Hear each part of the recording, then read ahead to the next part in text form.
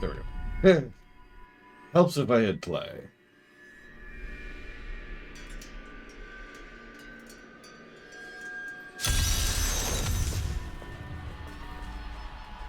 I'm not sure what I expected it would be like to have my mother back. But it wasn't this. She's different than what I imagined. I can see the toll her mission has exacted from her, just as it had with my uncle. Yeah. That sure sounds like a story arc and a character beat that you could really lean into, which you're not going to. I am prepared to read these key words. I will turn the page. How odd. They are simple words. Words that I have never seen together before. Oh, I can see everything. Water on a leaf. A burning hut. Light in my mother's eyes. Oh, make it stop! It's slowing now. I can... Oh, no! No! I was a young man. A promising soldier of Westmarch. The Order recruited me. They lied to me. Piled false sins upon me. Why do you think they did this? I do not know. But I am sure this is why John Dar turned from the Order. He was a fool. The Grand Maester cannot possibly know what his Inquisitors have done. When I return with the tomes, he will punish them for their sins. Please, I must think on this. Oh. Hello, Evo. I keep out recovery yet. So, we all figured that was coming. We all saw that coming. But what I find most fascinating about that is he describes brainwashing in the manner that it works in real life. I don't want to talk too much about that because it's an extraordinarily dark and horrific topic. But that is kind of how that works. Certain words strung together. We both serve a greater cause. I just wish that yours was not so misguided. What? Finding the tomes will not spare us from the trials we must face. I meant... Oh, well. It's okay, Cormac. She'll notice you eventually. Anyways, that's actually how that works, like I mentioned, and that's really messed up. And of course, memories come rushing back. The way he describes them, Dominic Keating does a great job. You get it. I have thought more on what I am missing. Oh? Our progress seems to clarify things for me. It is difficult to explain. Perhaps more will come to you in time. Yes, the spell that sent me to this time was bound to the Prophet. Now he is missing, and some parts of me are missing as well. Lost to the ages. Is there nothing you can do? I can try to conjure them back, but it will take a while. My skill is not so great as the Prophet's was. Lady, you've been asleep for 1800 years. You should be thankful you're alive. I'm just saying. Nothing poisonal or nothing. Let's fight this evil together. Aha! I knew you'd need my help. New goods today, please. Alright, Adria, what do you want?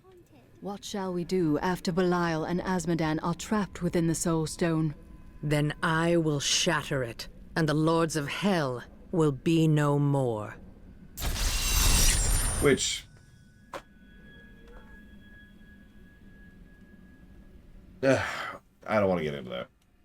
That's what I'm going to say. I don't want to get into that. Also, Adria is voiced by Evo in the rewrite, for those curious. There ain't no guards around, are there? Good, because I got some new items to show you. Oh, that's terrifying. What brought you to Tristram? You know, I've asked myself that. It was Mira's idea. I wonder if she saw something and knew that I needed to be there to help you. Did she know what was going to happen all along? There's no point in asking yourself such questions. What is done is done. Thank you. I need a moment alone.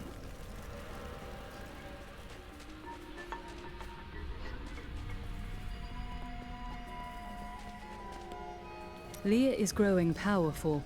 The power was always within her. Now she's learning to control it. You passed it on to her then? I do not know where her power comes from. I spent a lifetime studying the ways of magic. It did not come so easily to me. While I was in Tristram, Deckard Cain told me of a black soulstone crafted by a renegade Horadrim. I didn't think anything of it at the time, but later, I realized its true significance. I knew the essences of the 5 slain lords of hell still existed in our world, so I spent the last 20 years locating and preparing them to be drawn into the stone when it was finished. Finished? Kuhl was interrupted during his first attempt. Now that the Soul Stone is finally complete, the Lords of Hell have been trapped within it.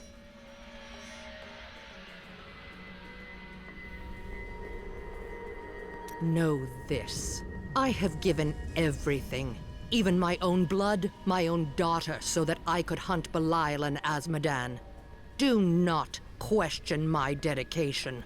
I have given more than any, and I will give more before the end comes. Controlling the Black Soulstone will be perilous. Will you be able to handle it? It won't be me who will use it. Only Leah, under my guidance, can wield it. Her power is far greater than mine, and it will ensure our success.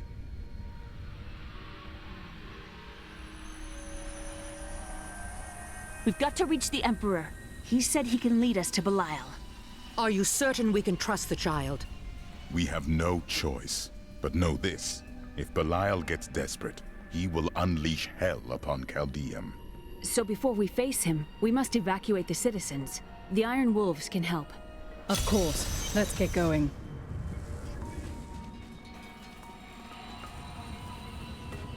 I don't know, I like the portraits, although I like Evo's better. His attack on the city. Let's go. Ashira is already at the sewers. Ah, right, this section. Hurry! We'll keep you safe!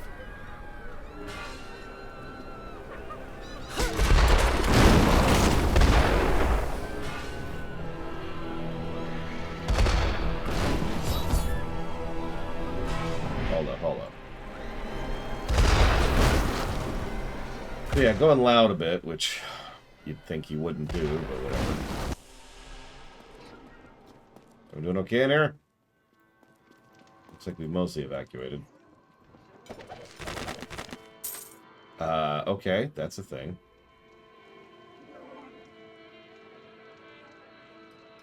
Oh, where's part 2? There it is. The Trade Consortium Council has always been the ruling body of Caldeum, but it gained additional strength after the fall of the Vigerai. The councilmen saw opportunity in the rapidly growing Zakarum faith, and they allowed the fanatics to build their enormous cathedral, Saldenkal, within the center of the city.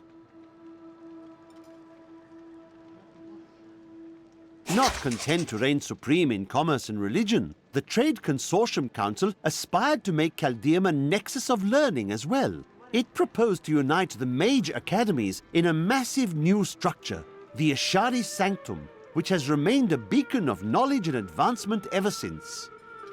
Caldeum changed drastically in recent years when the Kurast nobles all but invaded the city. Soon after, their emperor Hakan I joined them and made Caldeum his capital. Though his actions seemed audacious, he managed to bring further peace and prosperity to the city for the duration of his reign. All was well under the new emperor until his untimely death forced the Zakarum priests to find a new heir for Kejistan's throne. Through a series of elaborate rituals, undoubtedly a spectacle for their superstitious followers, they determined an impoverished infant in the north was Hakan I's spiritual successor. After the Zakarum priests' rituals were complete, they employed a group of reckless mercenaries, the Iron Wolves, to retrieve the child. They dubbed him Hakan II and installed him on the throne despite his scant years. Caldeum has been in decline ever since, and I can see no reprieve in sight. Yeah, so just remember that for a couple minutes from now. Anyways, yes, that is what I use for shelving, Melkor. Yes, they are modular, and yes, you still have to adhere to physics with them, but you can do whatever with them. what you're actually seeing is two, and I don't mean like those two. I mean this one on the right is actually two separate. I bought it twice to get enough pieces to make that one. Most commoners know Caldeum by reputation, if not direct experience. The trade city has existed for thousands of years, predating even the Mage clan wars. Its neutral stance throughout the following centuries saved it from the destruction that visited the nearby city of Vizjun, and life, along with trade, carried on. Good morning, Darkrai, and hello, Dakota. Don't mind me just roaming around to make sure I don't miss anything, because there's a couple of weird points during this game where you can go see things, and you can only see things for a very narrow part of time, which is whatever. Belial is starting to panic, and he tears the city apart to stop us. When the fireballs began falling from the sky, we started evacuating the people. They will be safe here. I'll bring as many as I can find. The Iron Wolves will assist you to the death. I saw people hiding under the carts. Bring them to the sewers. We can't risk our lives on this. So this is actually a timed event.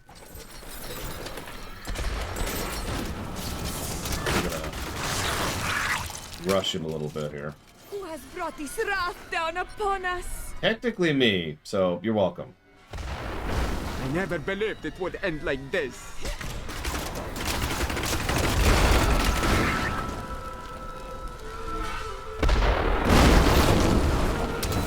Help me! I can't die like this!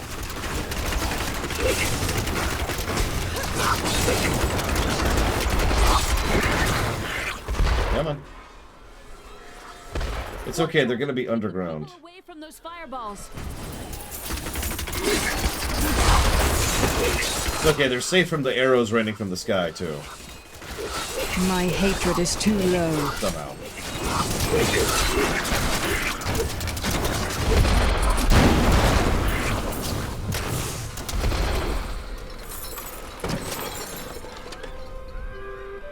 We have nowhere to hide. Come on. Who has brought this wrath down upon us? Takoida this time, sorry. Please save me! I can't die like this! You could die worse.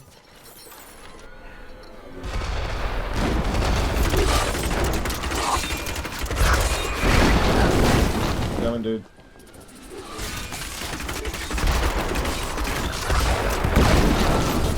No, Quick, I will not into do the that. sewers. Now to the gates. We have no time to lose. Let's go. Now, we could run to the gates. You can also poke down here, and for this brief period of time, I feel like I just mentioned that, there's a lot more refugees down here.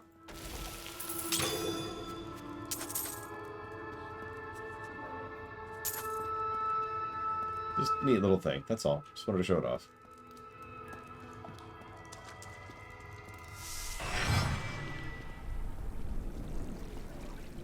This one dude's just standing here like, well, nobody's safe. Oh, wow, he actually came with.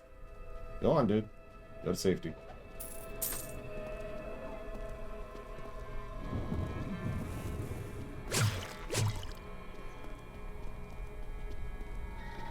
Notice that after a relatively lengthy padding section... Use your power just the way I taught you and bring down these gates. Kind of pushing it now. I still can't fully control it.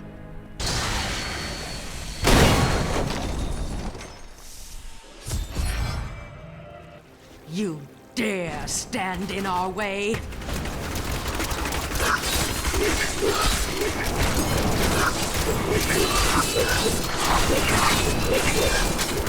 Yeah, Tyrael's always been an NPC, like a quest giver.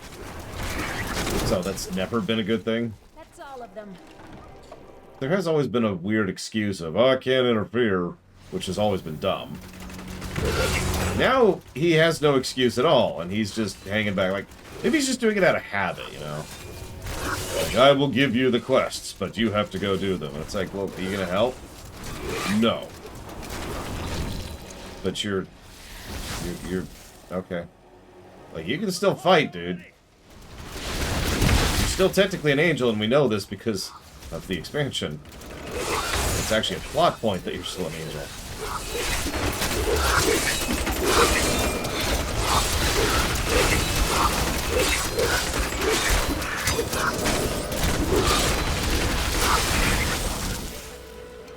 These things will turbo kill you in harder difficulty.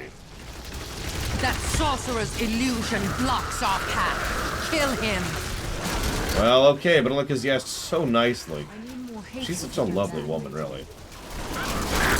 Yeah, he's still figuring out sleep now that he's kind of a human.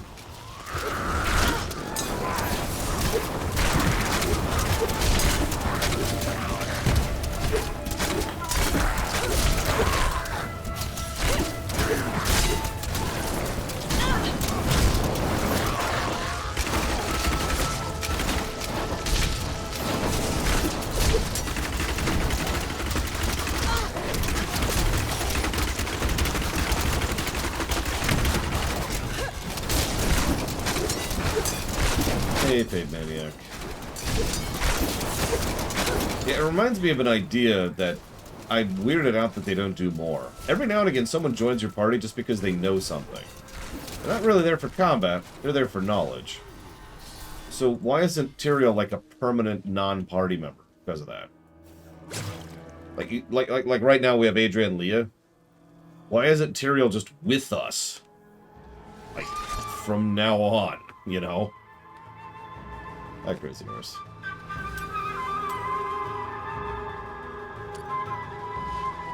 Yeah, we'll go and switch to that for this. We also want,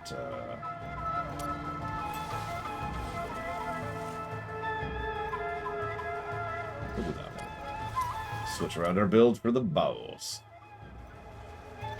Stick with that.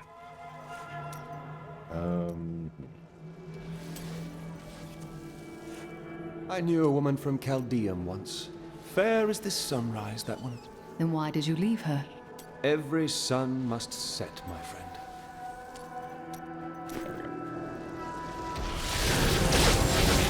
Yeah.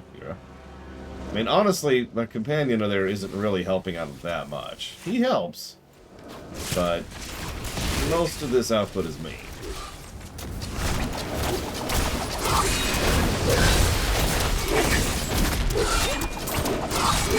Oh, I'm playing it on the phone, obviously. As if there's any other way to play video games.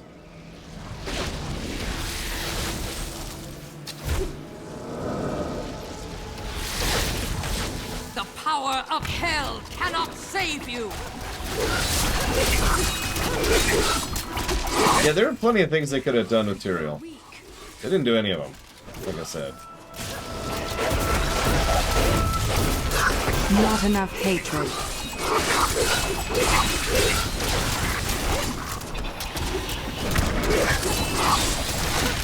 I require aid!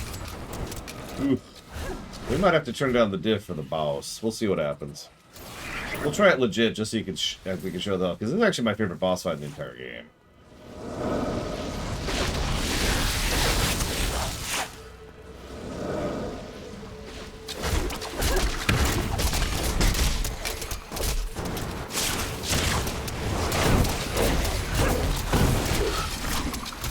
I mean, I'm just saying, having Tyrael be a regular presence in the party would make a lot of sense. It not only makes Tyrael actually a relevant part of the story, but it completely avoids the problem that I am going to give a negative for. Tyrael's here! Okay, what does that mean? Occasionally he gives us quests? Yeah, but what does he do? Well, he gives us quests. Okay, but what does he do? My hatred is too low. But Tyrael sacrificed his angelic station. For what, exactly?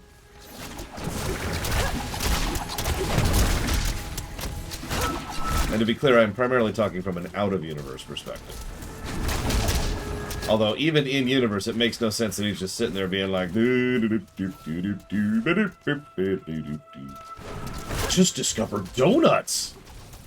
They are truly humanity's greatest creation. We cannot allow Sanctuary to be destroyed, because then all of creation would no longer be able to enjoy donuts.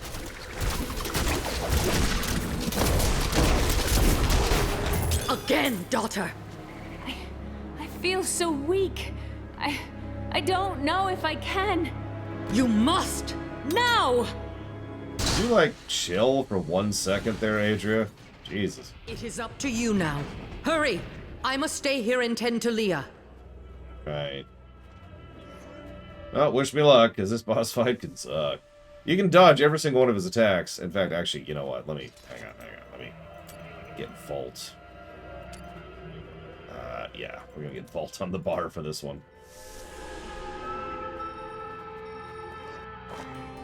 Praise the gods, you've arrived just in time. Show me the Soul Stone.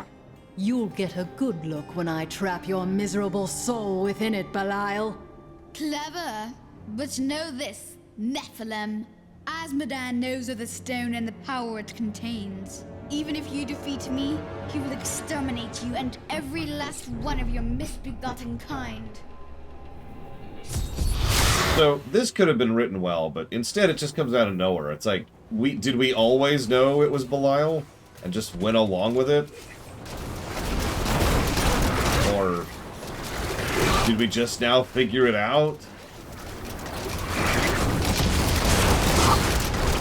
I prefer the idea of the former, admittedly.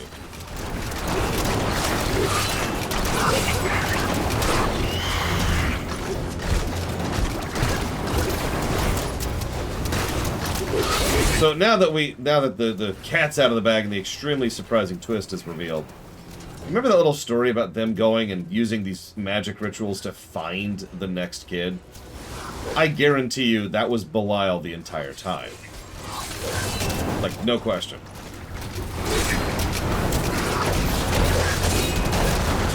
I will not be undone! This world is mine! So then we fight random dude here.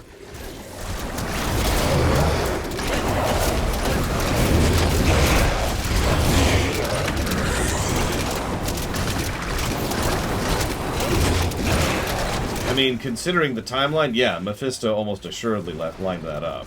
That is his style.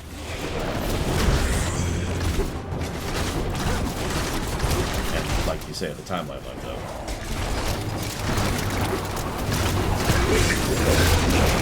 That would not be wise. Not enough hatred.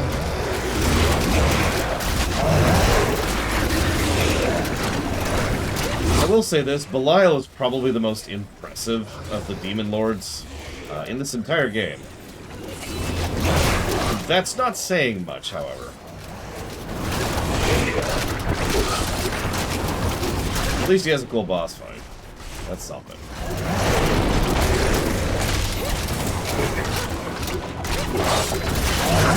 Yes, Jordan, obviously. He is, after all, the Lord of Lies. I cast off these petty illusions. Behold, the true vision of the Lord of Hell!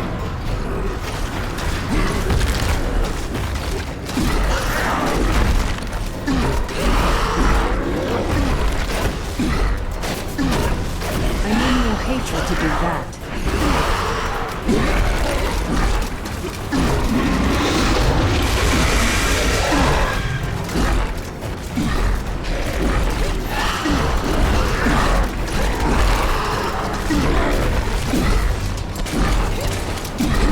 I can't do that.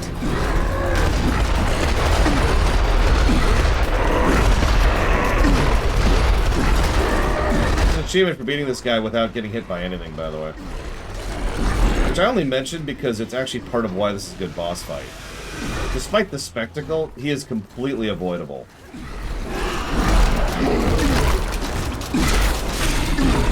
Which, you know, I tend to prefer that.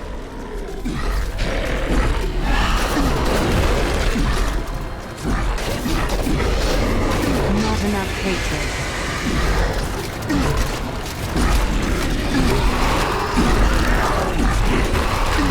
He's also probably, I'd say, the second hardest boss in the entire game.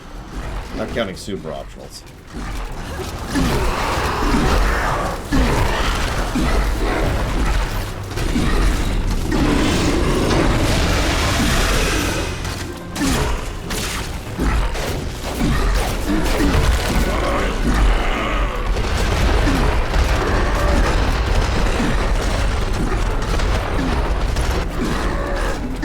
The exact boss fight when I realized the value of the the move without interacting button we've talked about already.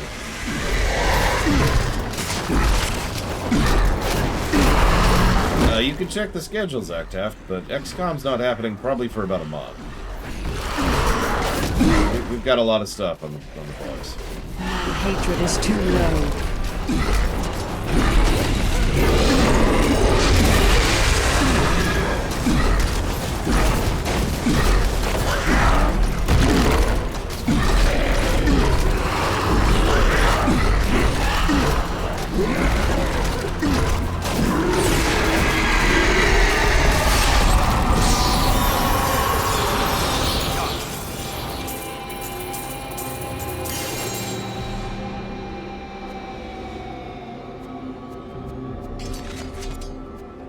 The Belial fight. Quickly, Leah! Seal Belial's soul within the stone. It is ironic that one as twisted as Zoltan Kuhl played so great a role in our salvation. Kuhl was once a tireless enemy of hell. From his life, let us learn. The longer we fight evil, the more it can corrupt our hearts.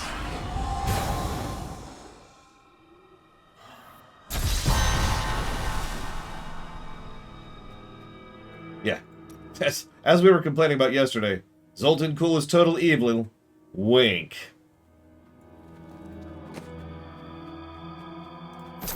Just trust us here. Definitely evil. Oh. I'll take that.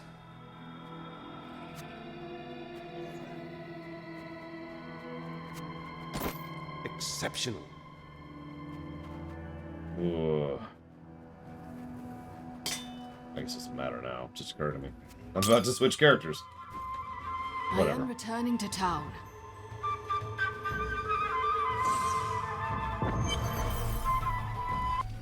Hey lady, I got some new things. You should take a look. Can you remember anything else now? Yes, faintly. My sisters and I were once mere servants in the house of a great Vigerai lord. Did he instruct you in magic then? No. I began reading his spell books out of curiosity and teaching magic to my sisters. Tricks, really. It was amusing for a time, but then I learned that he had begun to summon demons.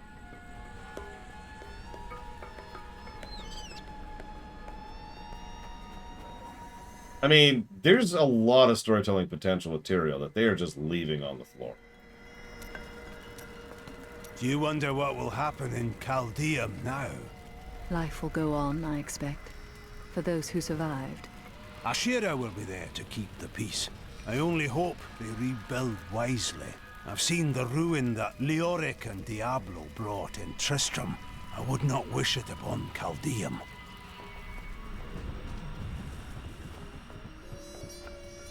I sold everything I own just to get by. I appreciate everything you've done for us, but I have to leave. Caldeum was never home to me. It was a beautiful prison. I may die out there on the road, but it will be in the open air, with the world stretching out before me.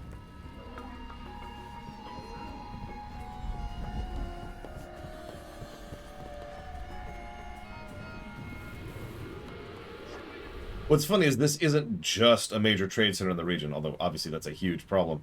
This is literally the capital of Kyrgyzstan, which also just lost its ruler. Technically, it lost its ruler like 5 years ago, or however young the king is, but still. It's okay, I'm sure everything will be fine. Do you think I could take a close look at that black soul stone? It's like nothing I've ever seen before. The stone is very dangerous.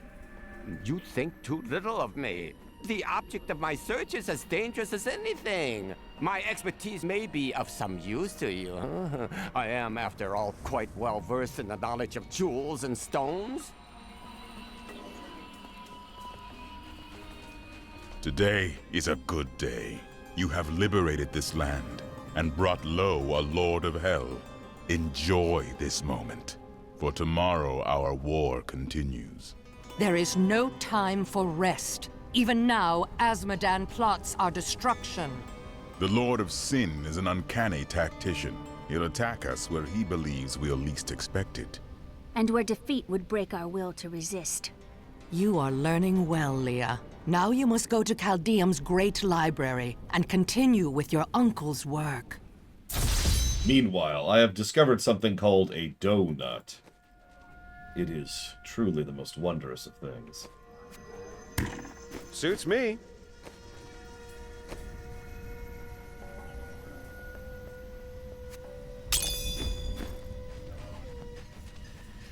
I may look small, but I'll hurt you if you try to steal from me. I ain't gonna hurt you, kid.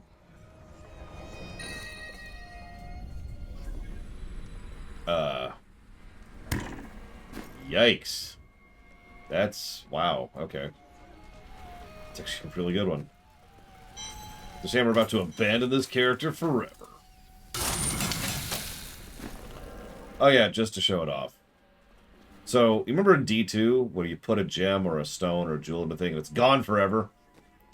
Well, here, it doesn't even cost anything to remove the gem. You just do it.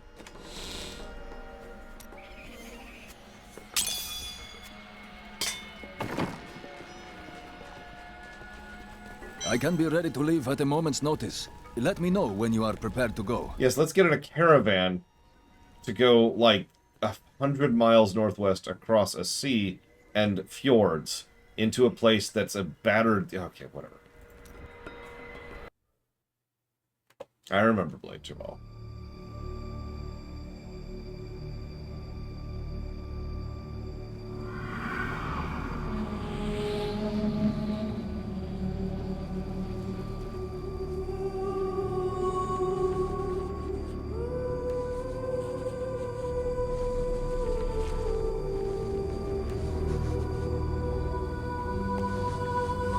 I love this game to death, but some of its story beats are just, huh? Speaking of, the greatest tactician in the history of the ever, which nobody will shut up about how smart he is.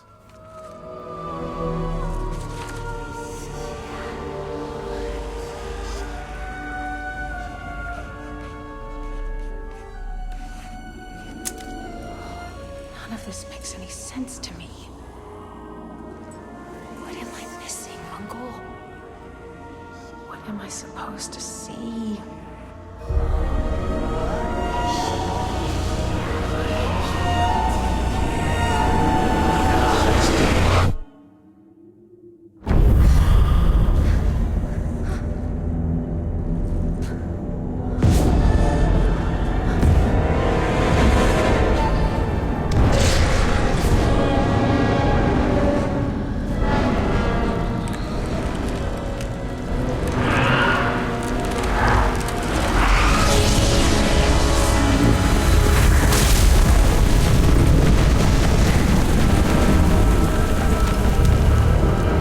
Being said, I'll give Asmodan one thing.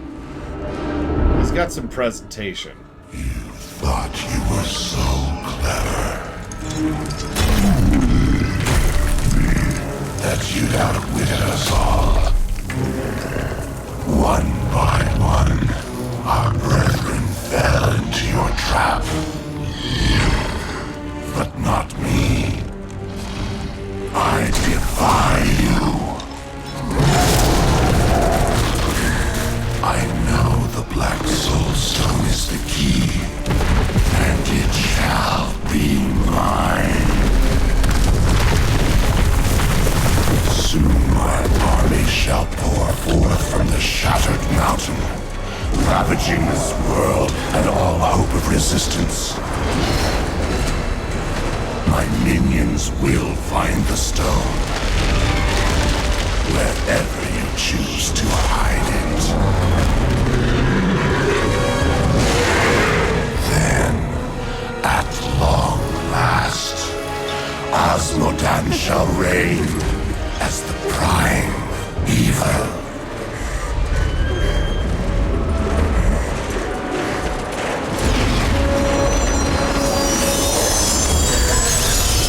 Leah, are you all right? Speak to me, child. Ariad, the demon's invasion.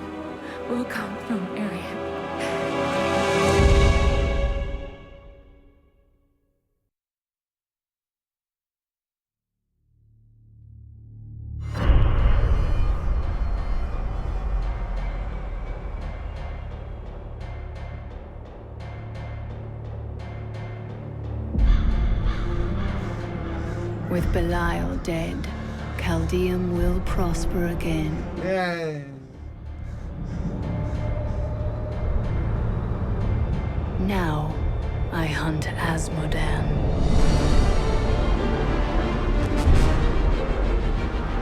In a vision, Leah saw his armies pouring forth from Ariat Crater. Bastion's keep is all that stands between us and utter defeat. I will not allow it to fall.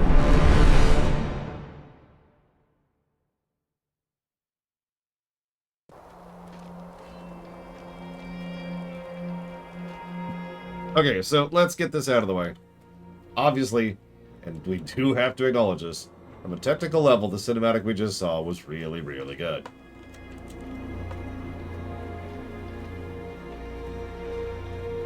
And I don't just mean, like, how pretty it looks. Storyboarding, camera angles, like, it's Blizzard.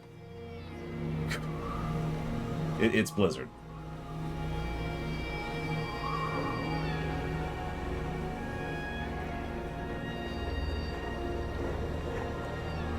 However,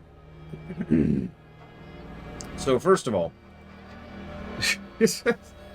I mean, everyone in chat's already made the obvious point. Hey, here's my plan that I'm about to do. Muahaha. Ha. Ha ha. Which is already extremely stupid. But even ignoring the in-universe reason for that being stupid, it's also stupid for an out-of-universe reason. The biggest thing, God, I talk about this so much. It's probably the single biggest flaw in every work I have ever analyzed, ever. It is the most common, most recurring problem that every story screws up. And that is, because plot. Getting from point A to point B in the story. So they wanted this to be up in Ariat. They wanted it to be in the crater and the siege, and they had all this set piecing here, and the place slowly forming into hell, and all the stuff they're going to see. So they need to get from Caldeum, which is way the ass hell over here, up to Ariat. They need to get the heroes up there. That is a question. It's a puzzle, right? It's a problem. Okay, how do we get the heroes to be aware of where the invasion's coming and get them up here in time to deal with it? And there's a lot of ways to solve those puzzles. How do you get from point A to point B? So, the great final remaining demon lord being like, yo, I'm in your base, killing your dudes, is probably not the best way to accomplish that.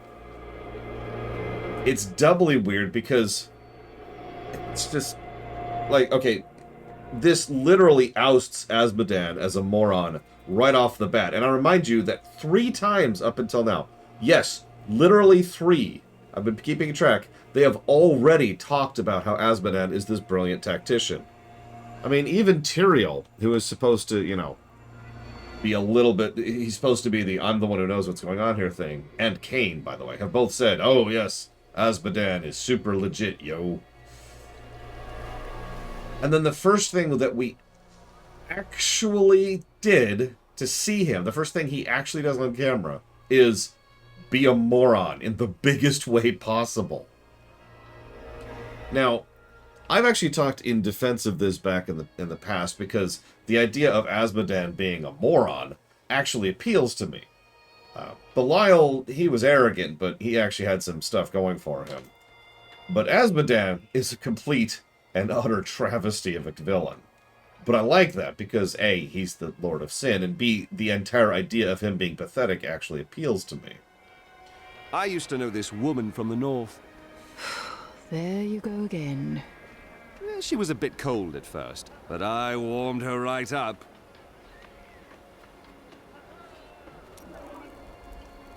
However, as presented, it doesn't work as well as it should. Because what this effectively does is this makes Act 3 a bit of a victory lap.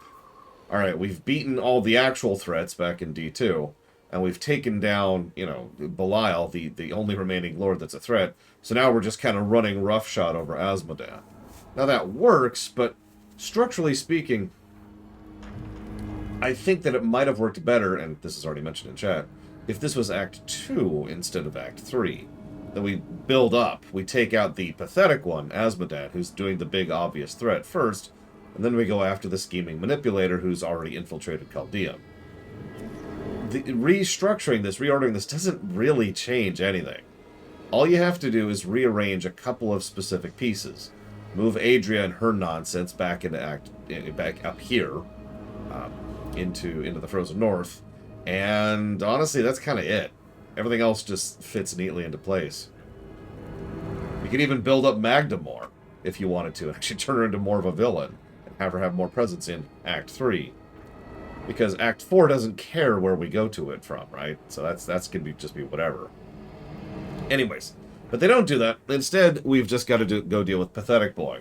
Here's the problem. While I do like Pathetic Boy, and he is super pathetic, I don't think he's supposed to be. And that's important. We've talked about this before. In fact, this came up just last year when we were reviewing Tor. A character that is unintentionally good is arguably not a plus to story. Right? Like a character that bumbles their way into something, and it's very clear that, or at least partially clear, that the writers didn't intend that. The game doesn't necessarily get credit for that. It's always case by case, of course. But my point being, it feels like they intended Asmodan to be the big, obvious, and he's really not. He is turbo pathetic. So, just a negative for Asmodan in general. And we'll see how many that grows to be. Probably just one, but we'll see.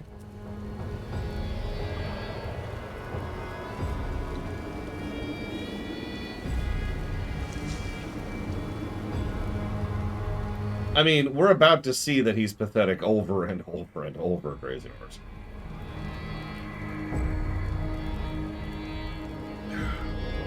But we'll decide as we go. We'll decide as we go. I'm just pointing out something that 700,000 other people have pointed out before me, because everybody hates Asmodan. It's one of the most...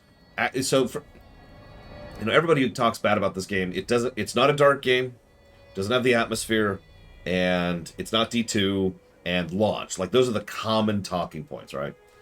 Throw all those out the window, because for the people who actually played the game, one of the single most commonly talked about negatives for this game is, and always has been, ever since the game came out, Asmodan.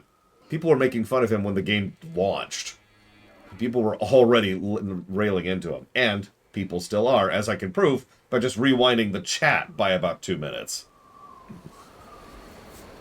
So, we'll see.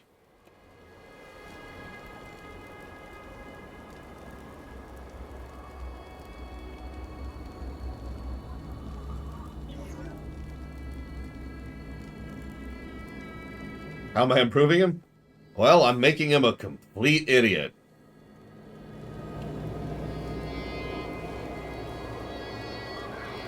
Unfortunately, I wanted to make him more of an idiot, but the gentleman who voiced him was having some issues with recording, so... He only sounds about half the idiot I wanted him to sound like, but hopefully it's sufficient. Because, yeah, we lean into it. Asmodan's a joke. In the rewrite. Speaking of which, tomorrow... Anybody excited? Anyone?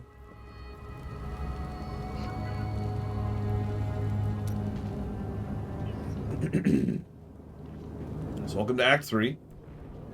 It's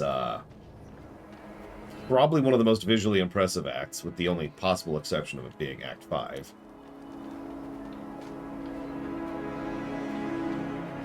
Yeah, a lot of good work went into the rewrite.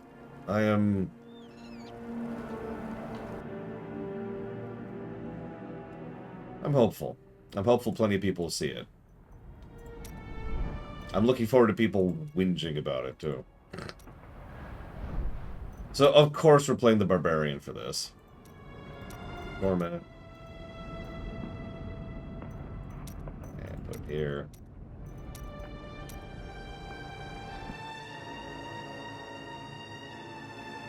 It's okay, Tim. I understand completely. Stab! Oh, just Tim's horrifically dead. It's so terrible. No, it's okay.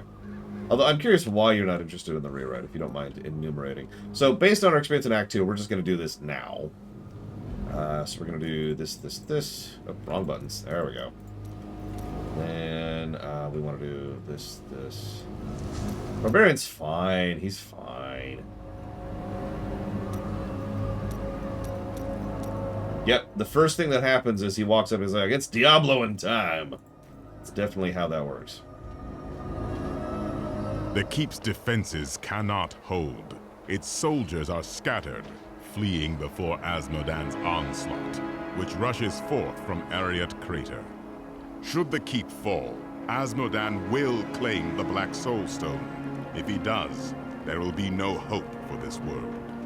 The keep will stand. I will rally its defenders. Light the signal fires, and show these soldiers that we are not yet defeated. Salvation has arrived. Go, you are needed below. I should probably mention, and we'll see a bit of this as we go, Bastion Keep is actually gigantic. There's also some geography problems here. And, well, I don't want to sound dismissive to these people and the work that they're putting into holding this pass, but why is this so important? Again, I know that sounds like a weird thing to bring up, but the problem is, what I see here is this keep is critical and actually mandatory for holding back the primary tide of demonic forces. That makes sense. We need to prevent the army from reaching the rest of Sanctuary. But they don't talk about it like that at all. It's all about the Black Soulstone. It's all about preventing Asmodan from getting the Black Soulstone. That's all anybody cares about. He's already mentioned that in the cinematic we just saw. Tyrael just mentioned that 20 seconds ago. So there's no geopolitics going on. It's just we're here to defend an object that we brought with us.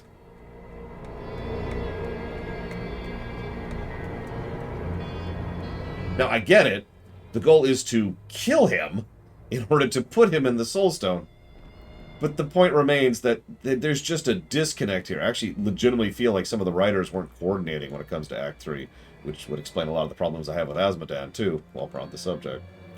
Hang on, let's see. Is the HUD up to date? I'm pretty sure the answer to that is no. That's because it isn't. Here. Down to here. And somewhere around here. And looks like that's up to date-ish.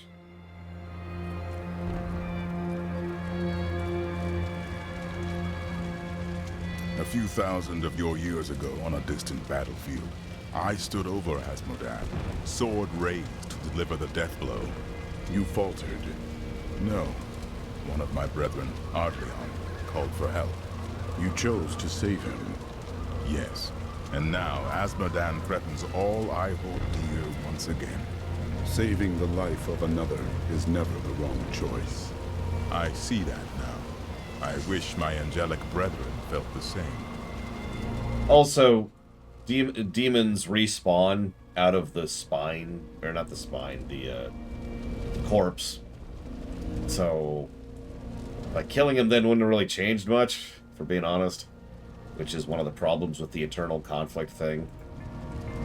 How is it different being mortal? I will die, of course. That is not what I mean. But that is the difference. When you are mortal, every moment is precious. Everything matters. It is exhilarating. Yeah, I'm gonna hard disagree on that one, Tyrael, buddy. I knew Zoltan Kuhl was special from the moment I met him. He had a keen mind for the arcane. During the hunt for the Three, he was the bearer of the Soul Stones, and must have studied them intently. Though it is an aberration, the Black Soul Stone is a testament to his genius. The Black Soul Stone was created to be an improvement over the original Three. They were crafted to contain single demons, but Kuhl intended his to hold many. But the Black Soul Stone is flawed, and cannot contain that many demons for long. We must capture Asmodan within it, and shatter it, lest all these evils be reborn. Not to lean into this even more than I already have, but if the Herodrim hadn't decided to go off and kill Kuhl, then he might have actually been able to finish the Black Soulstone and we wouldn't have a flawed version now. But, you know, whatever. Of the many things I find intriguing about humans, the greatest is their endless thirst for knowledge. Angels believe that everything there is to know is written in the scroll of fate. Therefore, curiosity is not a common angelic trait. Ironically, my suspicions have been confirmed. Angels do not, in fact, know everything. Seeing the world through mortal eyes has given me much to ponder. Yeah. Anyways. And I agree with what Crazy Norse and Takoida have both said. It's really easy to improve Act 3 of D3, really. Like, let's say that we specifically came... Okay, so... Hang on. Log out. Give me a second. Give me a second.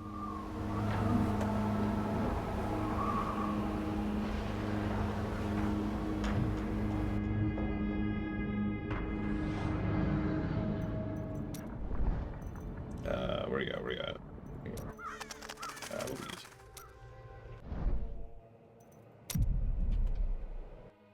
I hope the rewrite material is sufficient for people's enjoyment.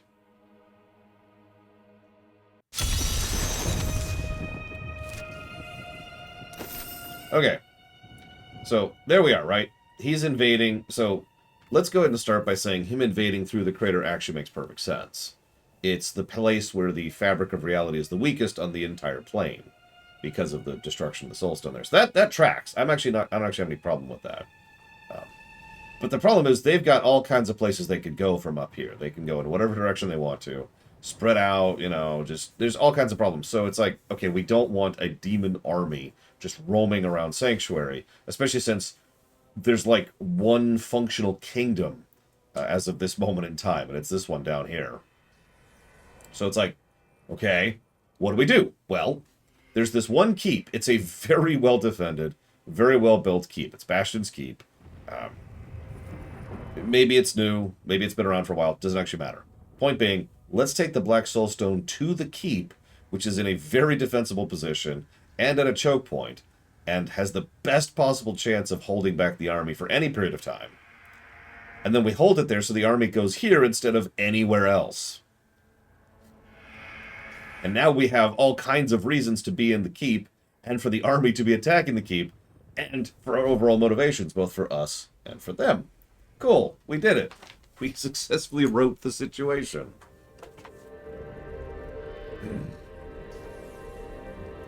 And yeah, we coordinate with the defenders, obviously. We show up and we're like, hey, everyone, listen. You're about to be attacked by the biggest freaking demon army that's ever been on Sanctuary. If you want to leave, this is the time to do it. And of course, they're like, yeah, we'll fight for you, Tyrael and the Nephilim. We got this. Oh, God! A couple of them run, you know. I have some important deals happening soon. I could go take care of those and come back later. You get the idea. Like, this could be structured much better than it is. Instead of, he's attacking the keep because he wants the Soulstone. And also, we're there because we need to kill him. And just no thought. It's the underthought problem of it. It's no thought was put into why these puzzle pieces are in the places that they are. It's not like they can't fit together. It's just that no effort was made to make them.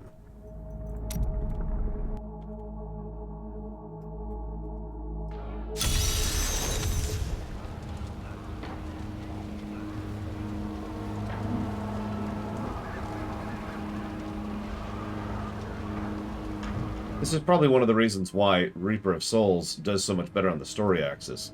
Because they probably actually thought out the story from beginning to end, rather than just what they did here. A few thousand of you. How is it different? I knew the black just make sure of the men got up here. Okay. So Barbarian. I know several people consider this their favorite class. The Black Soulstone's getting hotter, straining against me. They're whispering to me from inside. The demons within seek escape. Only your power can keep it from splitting apart, my daughter. Hey. heavy burden, but the fate of the world lies in your hands. Yay. I can see the tension on your face. The stone is fighting you for control. It's getting more difficult, but it's nothing I can't handle. The demons war and rage to escape their imprisonment. Their fury will only increase over time. Leah is very brave, but we'd best hurry before her strength fails. Azmodan will soon be trapped inside the Black Soul Stone. Our victory is close at hand. Only fools celebrate victory before the battle's begun. Along with Belial, Azmodan has ruled the ravening hordes of the burning hells for over 3 centuries. His cunning is beyond imagining. Cunning is no match for strength. Also, if his cunning is that bad, I could consider that to be beyond imagining. Hi, Federation Builder.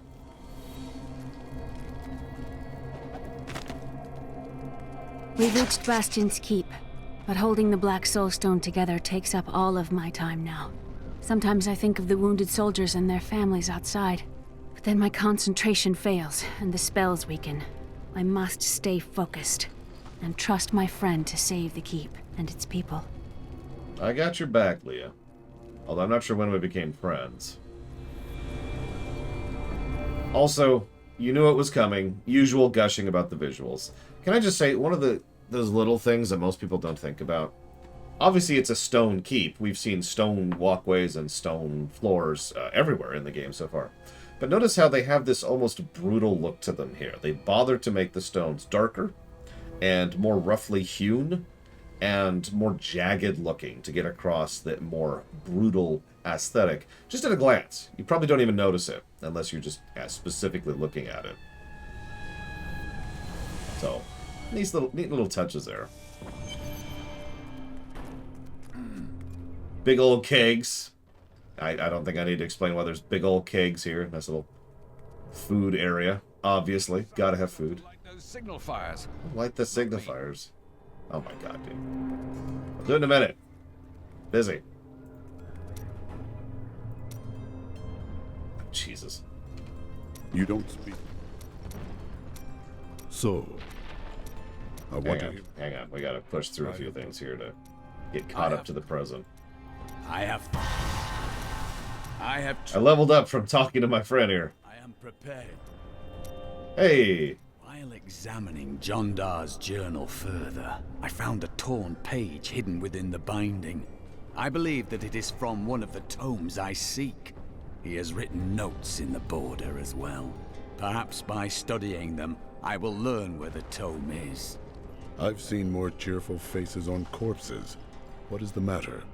It seems strange that John Dar would keep a page hidden. It is though it is the proof of a crime. I've already found holes in my order's honor. What if there are more? I wouldn't worry about it.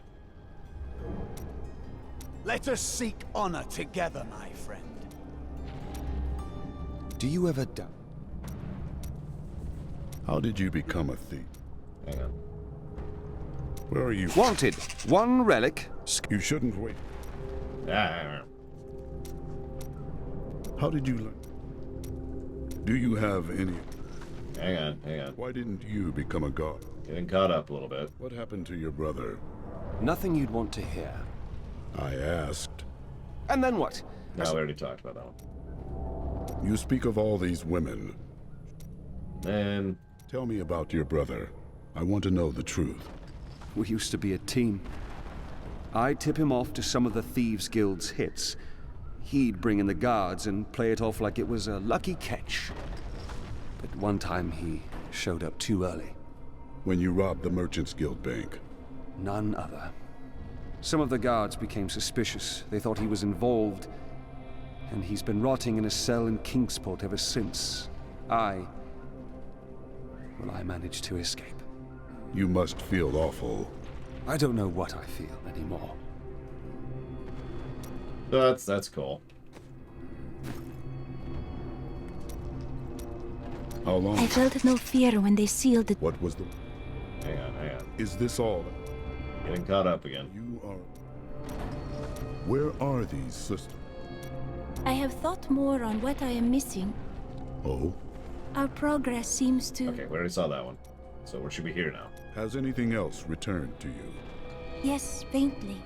My sisters and I were once near... we actually saw that one too. Never mind. What happened to your master, the Vizirai Lord? My sisters and I waited until all of his associates had gathered to summon a greater demon. We slew them all to the last man. But they uttered curses upon us with their dying breaths. My sisters and I, we fell. Our deaths seemed certain. When I woke, the dark figure of the Prophet was staring down at me. That is how I met him. Big way to meet a dude, but you know. The gods who abandoned us come to your aid one last time. Oh yeah, by the way, fun fact, there's no gods in this setting either. I suppose that gets into definitions, but I stand by it. The walls are barely holding together. Why didn't we repair them after that explosion 20 years back? I'm not the one who's been skipping repair details. Well, it's boring, isn't it? Bloody amazing that the walls have stood all these centuries, though. So yeah, this is an old keep. We actually already talked about that. It's been around a minute, and it actually survived the explosion, which I'm not going to debate that, but that's a hell of a thing. We have to hold. We were down to quarter strength, and we've held for 10 days. Reinforcements have to be coming. We're down to 300 from 1,000 men. And you think we can hold much longer than this? I will need to give these soldiers their courage back. Oh yeah, and as an aside, you're probably thinking, I thought the children of Bulkathos were wiped out. These aren't the children of Bulkathos. This is just a keep. I mean, obviously there was some crossover and some cross-pollination, but I don't know why. This always amuses me a little bit that the healers are literally bringing health potions over to the injured. It's actually kind of messed up too, because if you're paying attention, she's only pouring a small amount of her healing potion per person, because each person can't, they don't have enough healing potions to have one person drink a whole potion, which I applaud for being a surprisingly sense-making little tidbit. Nicola, please hide while I'm away. I would never forgive myself if you were hurt. Hush, husband. If you die now, at least I won't be far behind. Now go, and hurry back to me. Mom, I don't like it here anymore. Can we go? Soon, love. Just close your eyes. Everyone has lost hope. I will help them find it. Yeah, this is a bad scenario, buddy. Please, take my children out of here. Leave me here if you have to, but take my children. I am not leaving. We will hold this ground. Remember how I mentioned the theme of Diablo 3, the atmosphere, is of the pillar standing against the tide? One of the only things I do like about the narrative of Act 3 is that is exactly what they emphasize in this act. By the way, hi, Mr. Noobcake. I do hope you're recovering swiftly for whatever happened to lead you to some workman's comp. Welcome to the stream, by the way. You're more than welcome to chat or be a lurker. It's up to you. I've got some new items you might need, friend. Day 9. Young Commander Calderos believes that the demonic scourge will flee before a bloody show of righteous force. He intends to lead a charge from our fortifications tomorrow. Calderos can commit suicide by stupidity if he wants, but I'll be damned if I send my lads with him.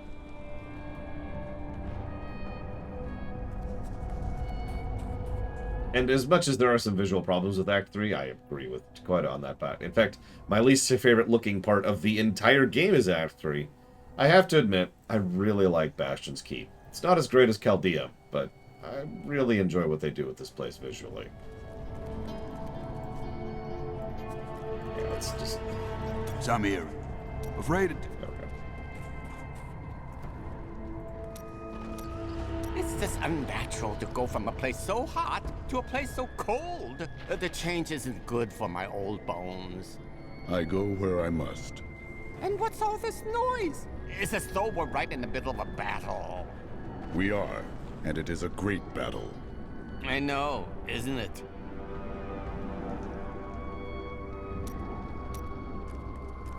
You heard the Angel's command. Let the call sound forth. Bastion's keep shall not fall. Dude. Can you... Damn. And I missed out on a dialogue. Thanks, buddy. You are that cowardly mayor from New Tristram. What are you doing here? Cruel fortune has left me as a lowly merchant once again. And now I'm minutes away from slaughter by the demonic hordes. Please, escort me out of here. I will pay anything. Keep complaining and I will escort you to the nearest catapult. The demons will know true fear when they see your fat carcass hurtling down on them. And that's the Barbarian in a nutshell. If you're having trouble deciding on which class to play, allow me to personally recommend the Barbarian because a lot of his dialogue is actually excellent. I haven't even met you yet, have we? These soldiers look barely old enough to be away from their mothers. They are not prepared for the evil that seeks to consume this keep. They are warriors. They will fight because it is their duty. Well, they are fortunate they have you to protect them. I cannot defend the whole keep myself. Oh, I don't know about that. My visions are filled with demons dying violently at your hands. Let's just say there is a lot of blood.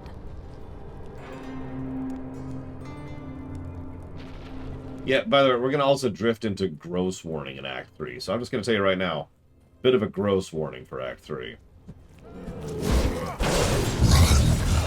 Flee while you can.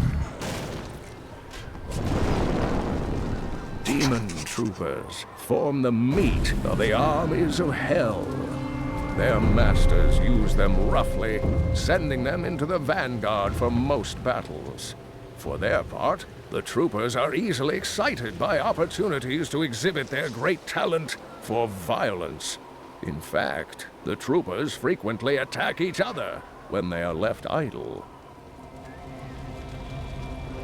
Yeah, I do like the fact that D3 is structured in a way that I have a nice way to show off every class, both while leveling and at, high end, so... rather than just relying completely on memory like I had to do for D2.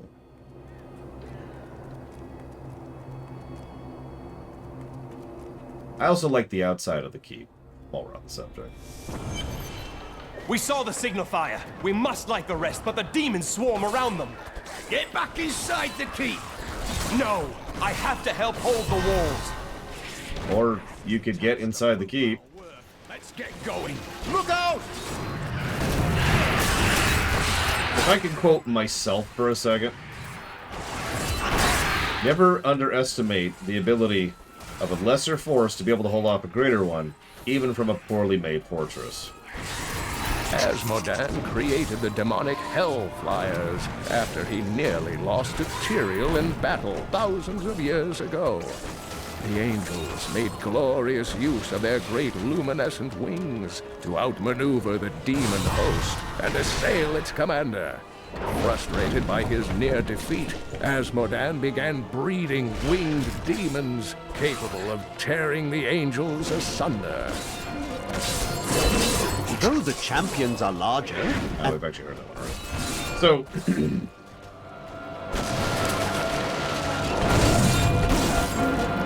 words. Also, you notice how we kept getting those little lore tidbits from Belial, mostly in the form of missives from his various messengers who were sending orders to his minions. Well, we get something similar in Act 3 with Asmodan, except in Asmodan's case, he just sends an image of his big ugly head to be like, mustache twirl. Whether that works or not, we're going to decide as we go. I know some people like it, and I know some people don't. I will say this, and I don't want to defend bad writing. I do want to say that with regards to anybody other than the player character, his taunting would be a lot more effective. Like, if he's just taunting the people holding the keep, then he's probably going to have a lot better time of that. Because these are just people who have, like, armor and bows against a demon army.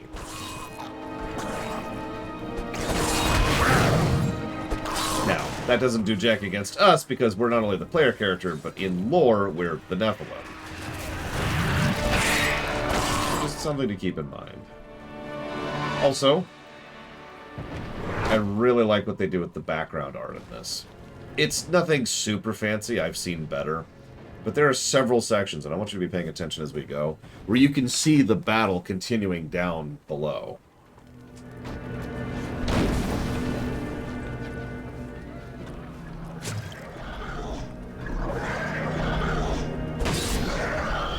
Yeah, once again, Mass Effect 3, this is not. You're a welcome sight, hero! We'll talk about the Barbarian gameplay-wise in a bit. We'll have a kind of a dull period when we actually exit the keep, which we won't do for a hot minute, believe it or not. We're going to be pushing back this siege for quite a while. I had long hoped that the demonic Hellbearer was a fiction, a nightmare from the troubled minds of my ancestors. Just imagine. A demon taller than a castle tower who can retch up endless minions from the depths of the hells. Surely our people are doomed if such an abomination exists. So, really quick. Yes, that's the Siege Beast, the boss in the background. I say the, it's one of them. But I do like how we already see one of them besieging that, and I agree with Dakota completely. Rather than spending so much time in the keep, which, like I referenced, we're going to be here in a minute, I would have loved it if we only spent a little bit of time in the keep, and then we do a counter push out into the town, which is out there, which is where, honestly, the bulk of the fighting is actually happening.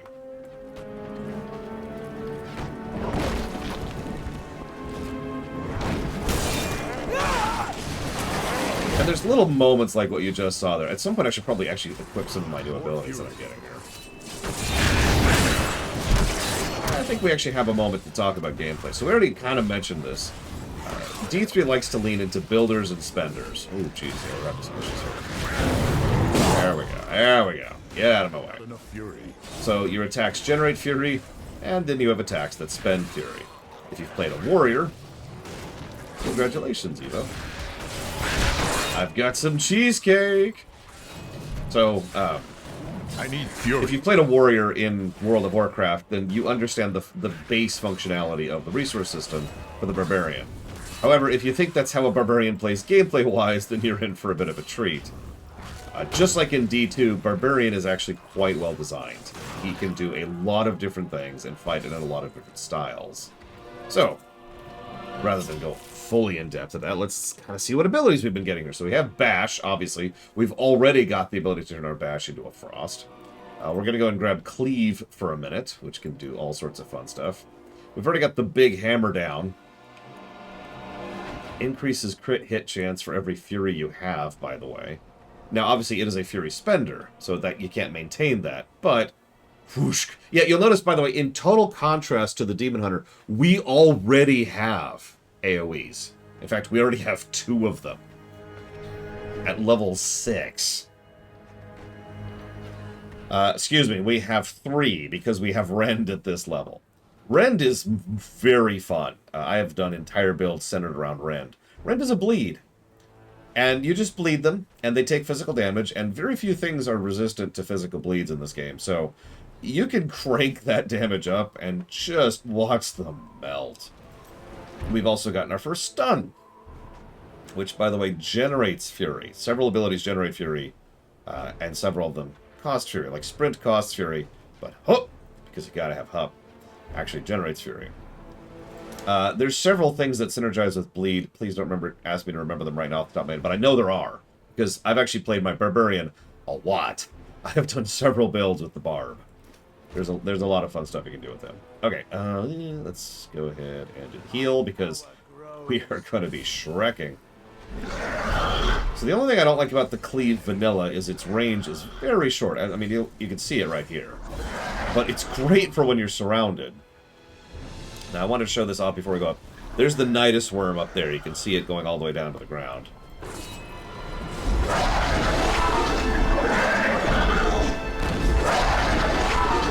Sorry, I forget what they're actually called, but it's a Nidus worm. It's a Nidus worm. Demonic Hellbearer, apparently. Excuse me. So there's the bleed. As you can see, it just hits everything around us. I love playing Barbarian. Sorry, as I mentioned before, Demon Hunter is not a bad class. It's just the least good. But Barb just blows it out of the water. It's going to be a treat playing Barb for this act.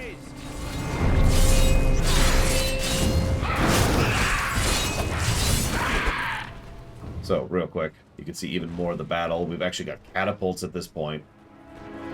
Just, as we go forward, we're going to see more and more little details of the battle going on in the background. We have not played Crusader yet. We'll be playing Crusader at 70, so it's one of the only ones we will not be showing off while leveling. Unless we do that for seasonal.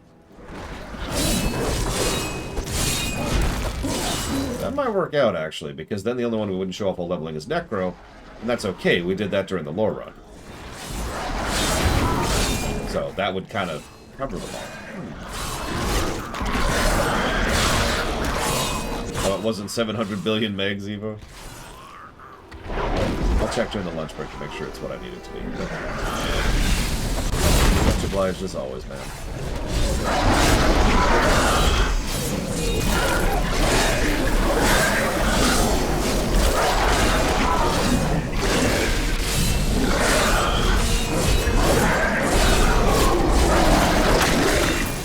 The ancients grant me strength. Really minor point. And I agree with this philosophically speaking. Remember how in D2 spawned enemies don't give you anything? No loot, no experience? They do here. And you might think, well, what's preventing you from sitting here and sitting on the spawn forever? Nothing. And that's my point. It's a different design philosophically speaking. Oh, see you around, Evo. Because they don't care if you sit here and level. And first of all, it's probably not really the most efficient way to do it anyways. And second of all, if you want to level faster, have fun.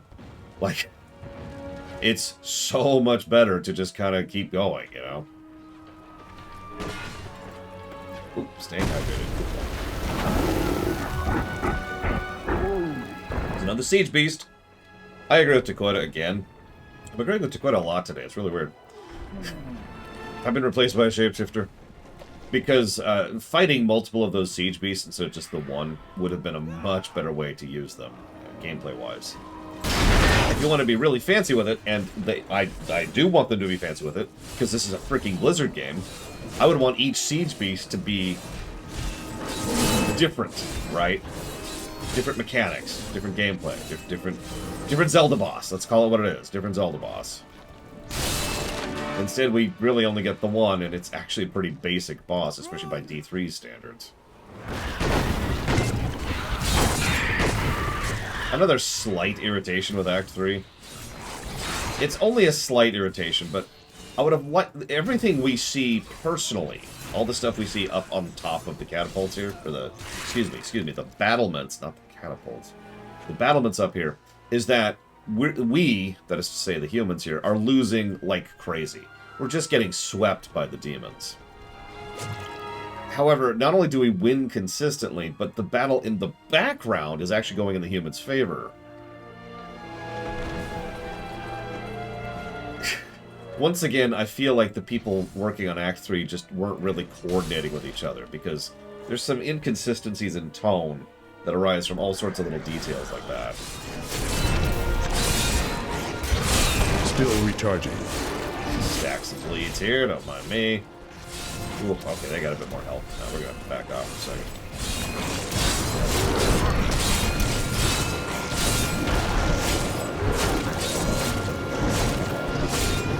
More fury.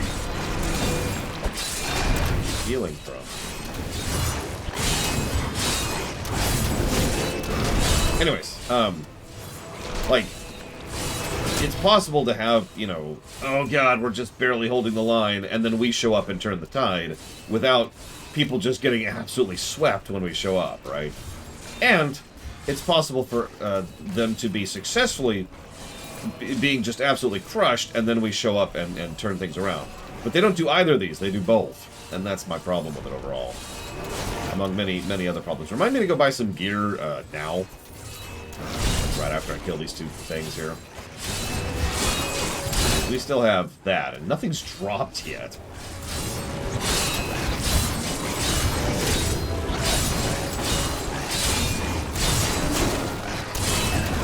Barbarian can also benefit from being able to literally anything. I guess that's true for anything other than Demon Hunter. But Barbarian attacks at least tend to look like you're actually using the weapon in question. Unlike, say, Wizard or Monk. Well, unimaginable! Look at that, no loot. Alright, let's make some loot happen. Let's make some loot happen.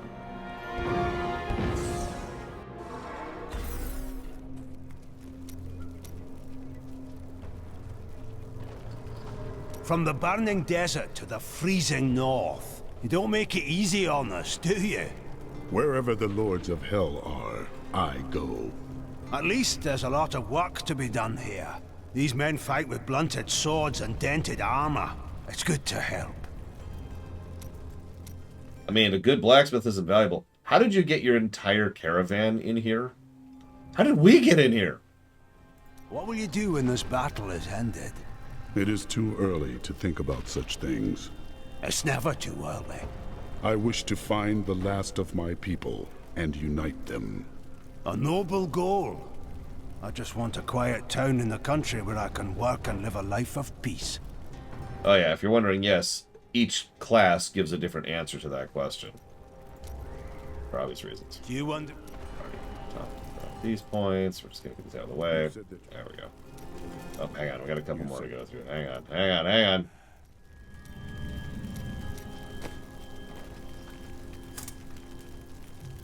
I mean, if teleportation exists, then maybe we should be thinking about that. Yeah, Tyrael's just like, ugh. Speaking of which, Tyrael would be really useful in this battle.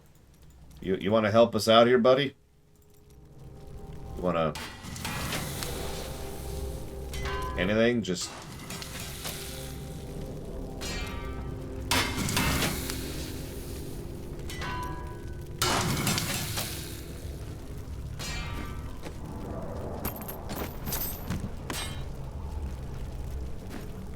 like, I love this game unabashedly, but every now and again it's like, could you not fail at your basic premise? Just for a second. I tried the adventuring life. Didn't care for it. Too much pain. Not enough profit. Interesting way to put that.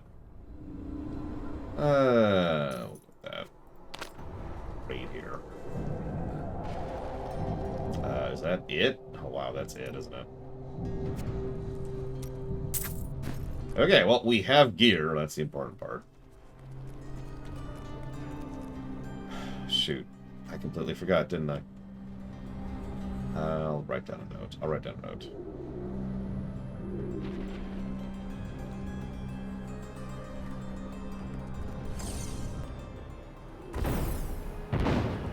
Yeah, we got a lot of additional health from those gloves. Oops. Pay attention. So we're already going to get off of that. Oh, hang on. Go back to this. Fine. I need fury. Out of my way.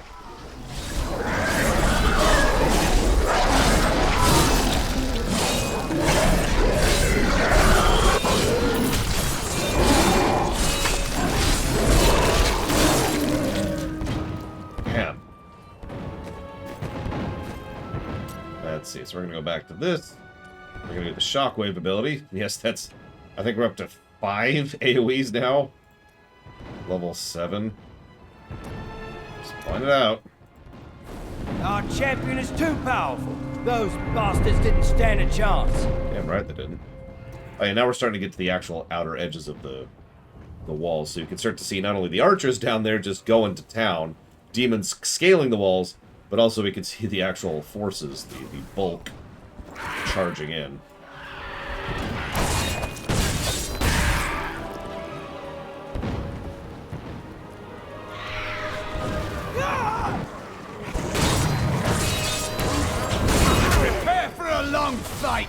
of the things I found funniest when I first started really pushing Barbarian, this is before Reaper of Souls is even out, was there was a build that was focused around that ability I was just using right there. And I'm like, there's no way the first spender ability you get in the game is going to be feasible in endgame. And I was extremely wrong. This build was ridiculous. It was very bursty, because you had to set it up just right, you had to get a couple of buffs going, and then you had to get a full rage bar. But once your rage bar was completely full, things just died. Bosses just went away. And of course, you'll notice, even at level 8, we already have good viscerality on the Barbarian.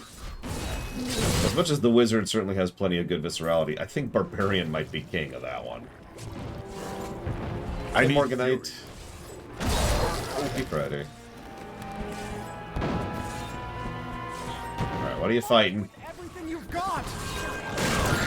What are you fighting?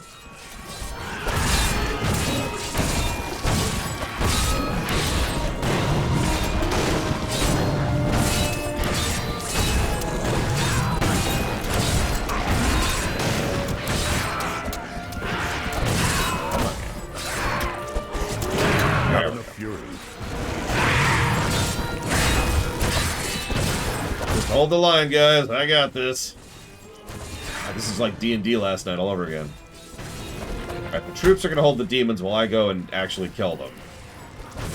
God, it literally is just like last night. Get away from killing demons. Okay, so. Cleve got an upgrade, which is not too shabby. We'll go and switch that back.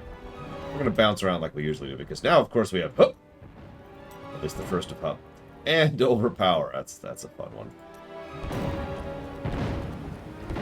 So, I think Diablo 3 invented the charges concept.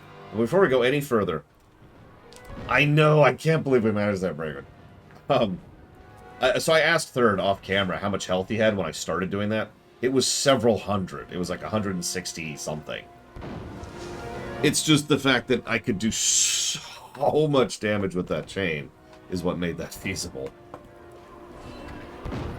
Anyways, words, charges, right, charge mechanics. I'm pretty sure D3 invented them. Don't quote me on that. But I know they took it from D3 into WoW. Charge mechanics are brilliant. FF14 also took charge mechanics from WoW. Charge mechanics is... Watch. So, now I have used one of my 3 charges, and the charge is regenerating, but I still have the other 2 charges. I've already talked about extensively why this is such a good mechanic. It's much more malleable. It puts a lot more of the choice and options in the player's hands, and it can make an ability fit a lot more different scenarios if you have multiple charges of it. So, for all the reasons I've already discussed at length, the very existence of charge mechanics is its own positive.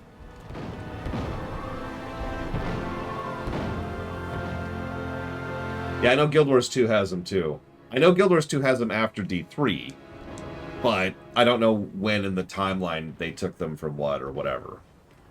Like, no accusatoriness here, obviously. Charge mechanics are a great idea, and more games should probably implement them.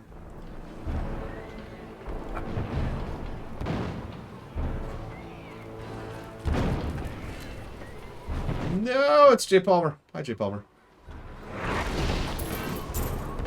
Hey, a belt. More fury. What unholy beast is this? Something gross. Oh, just a bit of a gross. Yeah, exactly, Blade Jamal. I don't know why some people will speak of that kind of a thing with such a negative connotation. Like, how many times have you heard someone say, oh, well, they just took that idea from such and such? In the Eastern Kingdom of that.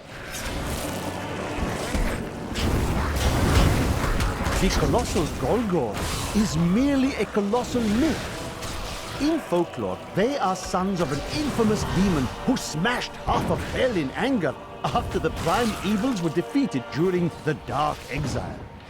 Why, if I had a gold coin for each of these tales, I would be a wealthy man indeed.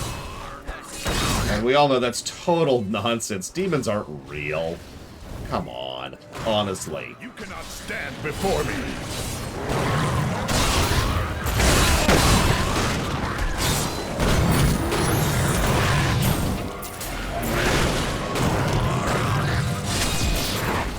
And dead. Some deviant. Ah, we just murdered that thing. So, thank you, Jay Palmer. Always appreciate. I was kind of hoping for a bit of a pause in the action. Come back here. Whoa, overshot, overshot.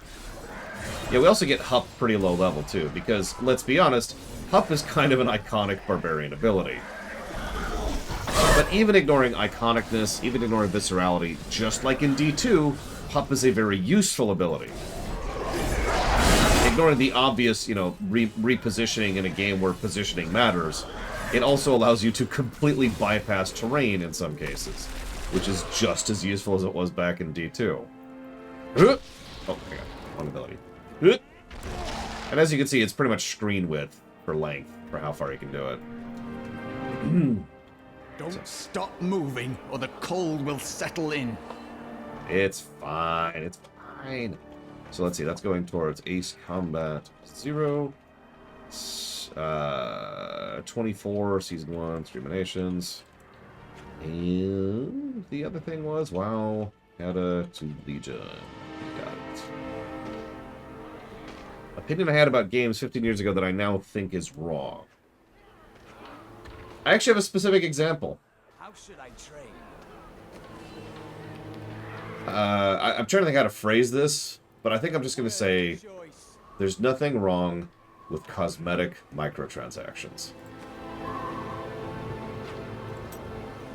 That's the old opinion that I no longer hold.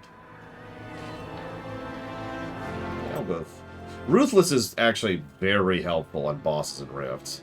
It's like completely worthless, you know, the other 90% of the time, but it cuts down on boss time so much. So we're gonna do Ruthless there. You're a welcome sight, hero.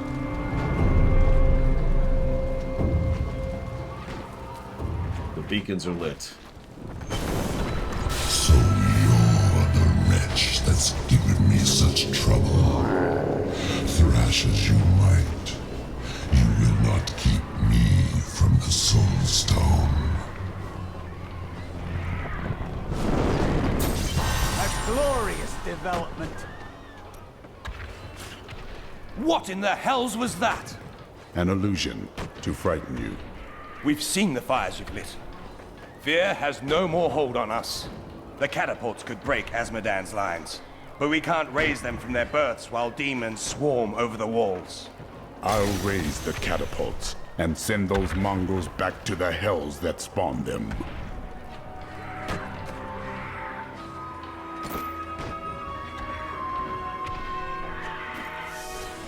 A mighty ad is grim out here, but we've seen worse.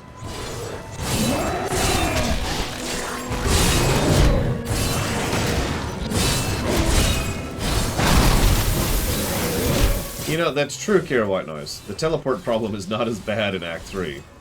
Because they essentially bypass it completely.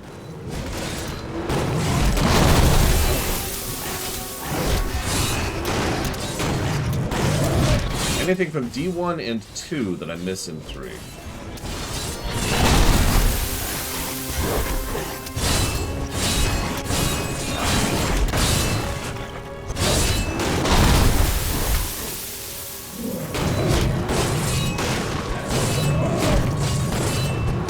Not enough fury.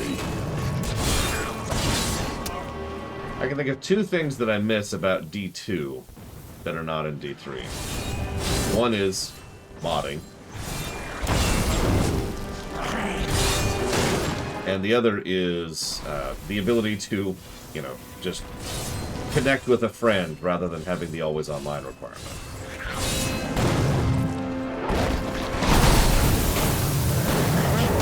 Yeah, the ability to do a private game, in short. That was a worthy foe! Of course, these two things are related, too, because I could play with my friends all the time in D3. But it'd be nice to be able to play a modded version of D3 with my friends, which I could do in D2. Not the version of D2 we reviewed, but, you know, original D2.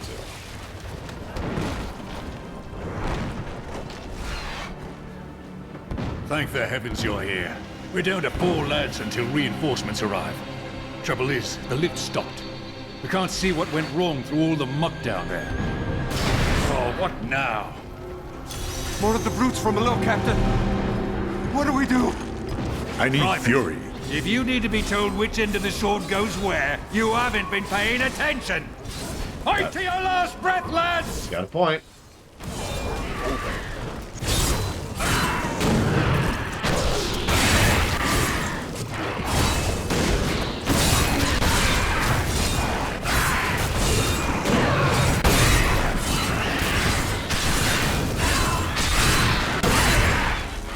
The lift is moving again!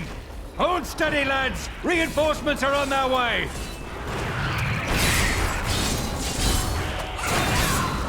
Demons! Get ready, men!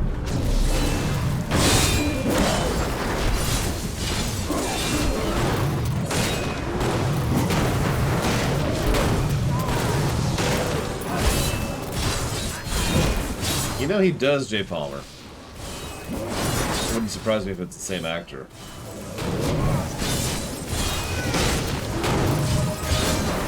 Victory! We would have fallen without your aid. It was an honor to fight at your side. That was Captain Hale of Westridge. He's won hundreds of lost causes all over the world. I heard the king had to threaten him with treason just to get him to return home for a promotion.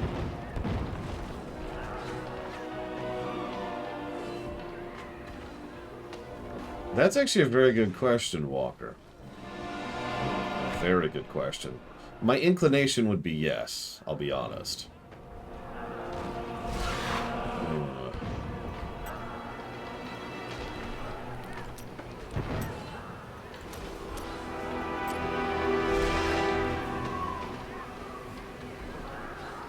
Because it's the common joke, Trihexia. It is a meme, put simply.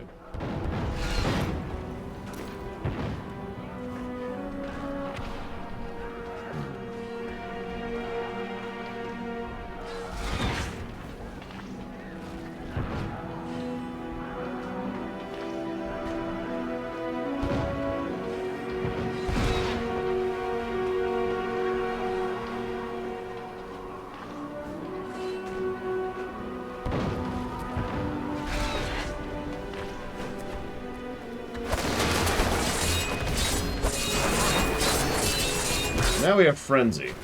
More fury. Frenzy is a little more single target focused. The more you attack, the faster you attack. You can actually see the cooldown on the ability down there. It goes up to 5 stacks. And there's several Frenzy builds as well, which are exactly what they sound like. Make that buff even better.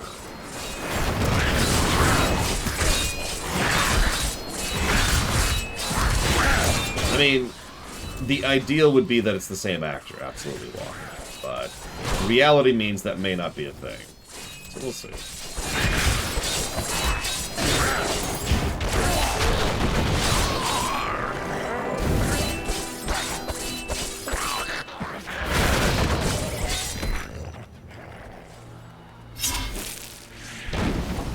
It's hopeless.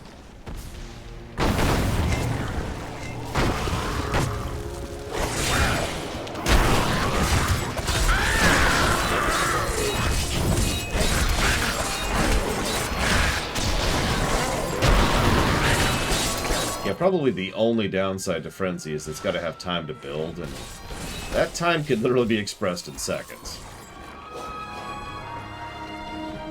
We haven't even really talked about builds yet because a lot of that's based on gear, which we'll talk about later. You wilt against my blows. I grow stronger.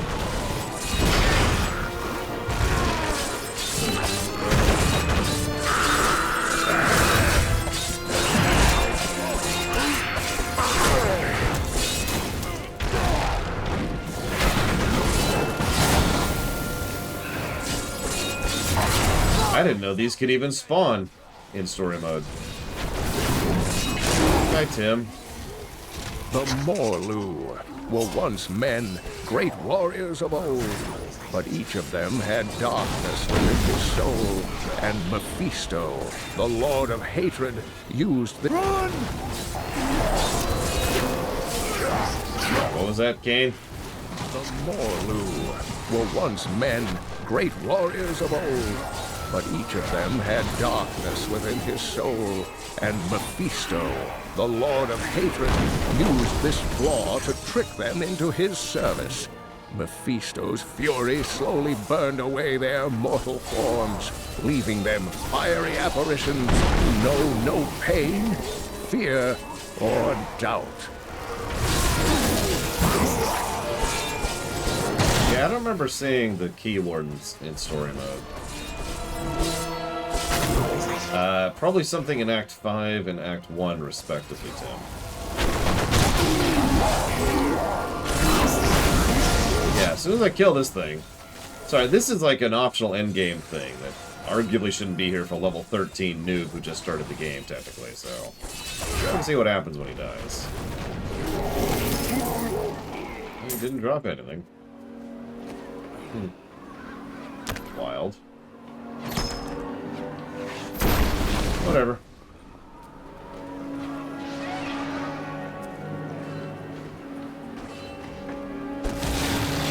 Hey, Ruth. We are on Torment 1. You must be the one that lit the signal fires. Help me free the recruits so they can raise this catapult. Over here. Excellent. Let's protect the recruits while they raise the catapult.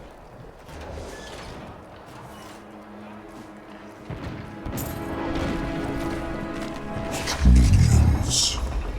The imbecile who slew my brother Belial now means to aid the keep's beleaguered soldiers. He brings a girl with him. She could undo us all. But I am not Belial. He was weak and cowered behind his disguises. Of course they failed him. We will seize our victory through bloodshed.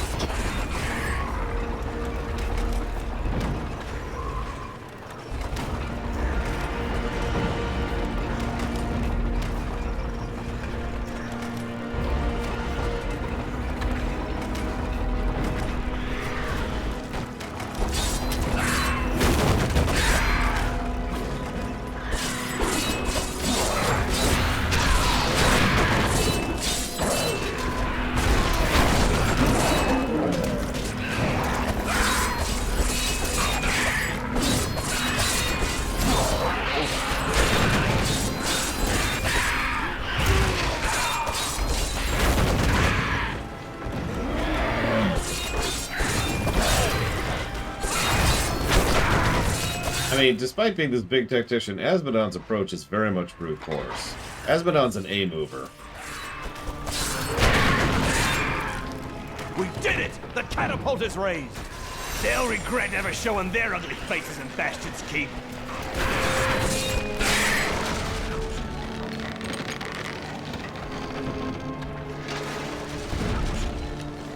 Interesting. I'm sorry, Lineruth.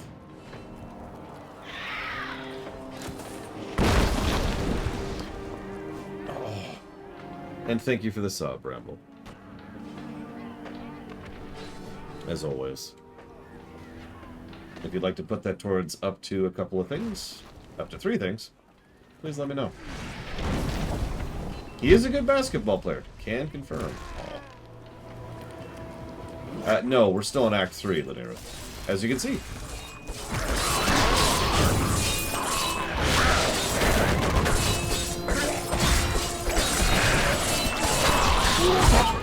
You got it, Ramble. Thank you.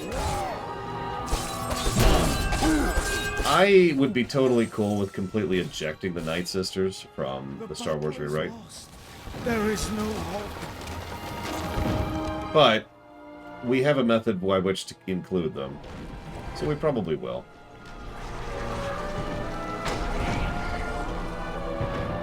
I mean, he really is Zap Brannigan, just not jokingly. Not as a joke.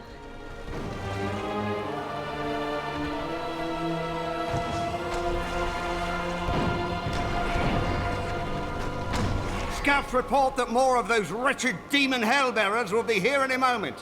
The soldiers need to be protected. The platform will rise more quickly if we don't lose men. I feel like we just did that.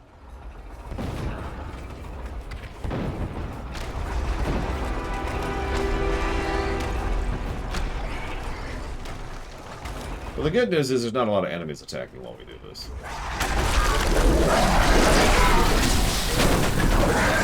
That was uncanny timing.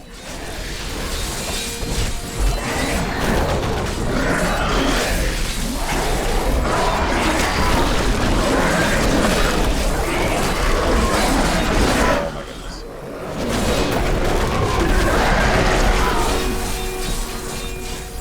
Brought some champagne.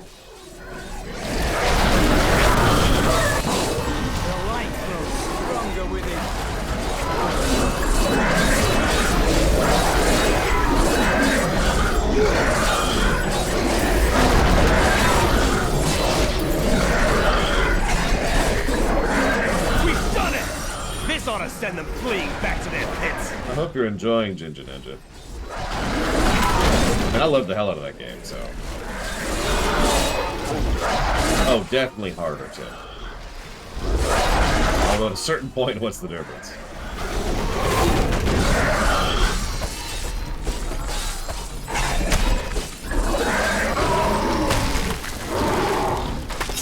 A glorious development. I think we dinged twice in that battle. That was a lot of crap. Yes, let's be a lightning barbarian. That just sounds cool. 1,000 deaths to keep these people safe. And let's be a fire barbarian while we're on the subject.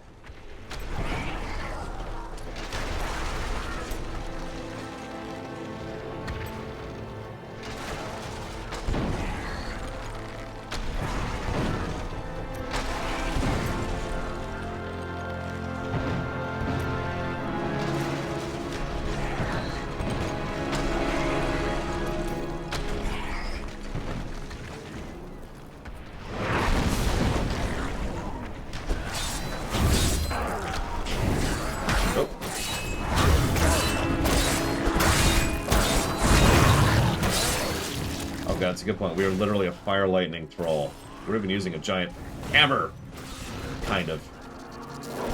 Not really, you know what I mean. It's like we were talking about a while ago. You could just add just about anything to the word monk, and it's just cool. A lightning monk. It's kind of the same thing with barbarian. Just doesn't quite roll off the tongue the same way. Gun barbarian. You know. Butter monk.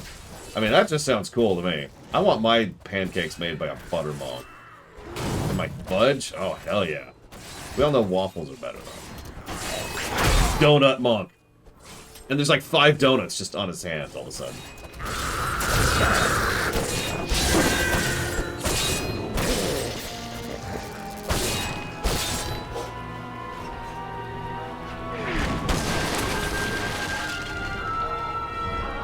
Excuse me.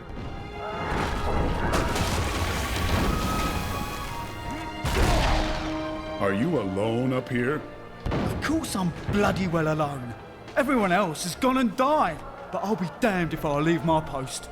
Make yourself useful and spin that winch. Oh, okay.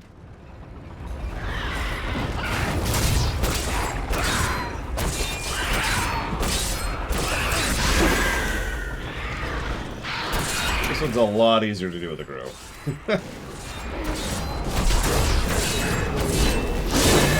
I can't believe you're making me do this on my own. Little busy, buddy.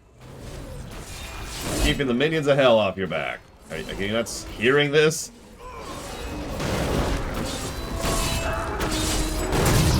Oh, right, don't mind me.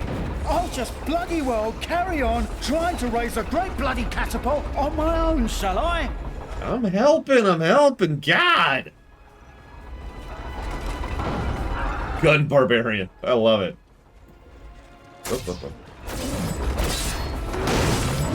Oh, this guy's great. I love a lot of the characters in Act 3. With all the problems Act 3 has, and it does have several, it also does a lot of things really well.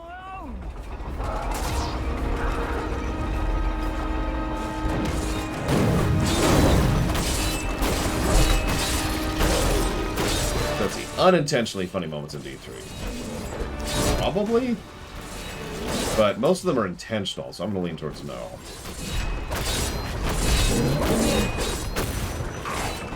That would be neat, Lunaruth. It's only going to happen after I take over the world, obviously, but it would be neat. Oh, right, don't mind me. I'll just bloody well carry on trying to raise a great bloody catapult on my own, shall I? I mean, Claudia Black is in Act 3. That's very true. I decided not to include her character in the rewrite just because we never replaced Claudia Black. That's a lie. But... Oh, my mistake. I thought you came over here to help lift this catapult. Would you... I realized you were here for the bloody scenery. This guy! Oh my god! You good, buddy? Promised Captain Hale I'd watch my temper. Do me a favour, and don't mention that I shouted at you a little, alright?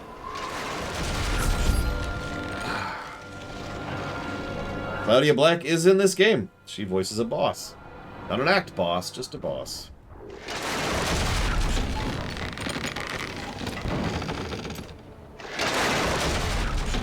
That's a fun one. That's got weapon throw. We'll show that off for a bit. Weapon throw is neat. I need to go back.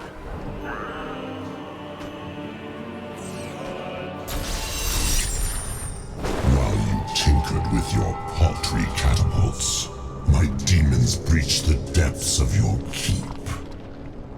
Once they've claimed the Black Soul Stone for me, your entire world will burn. What? Buzz, buzz, little fly. Yeah, that's worth it. That's worth it.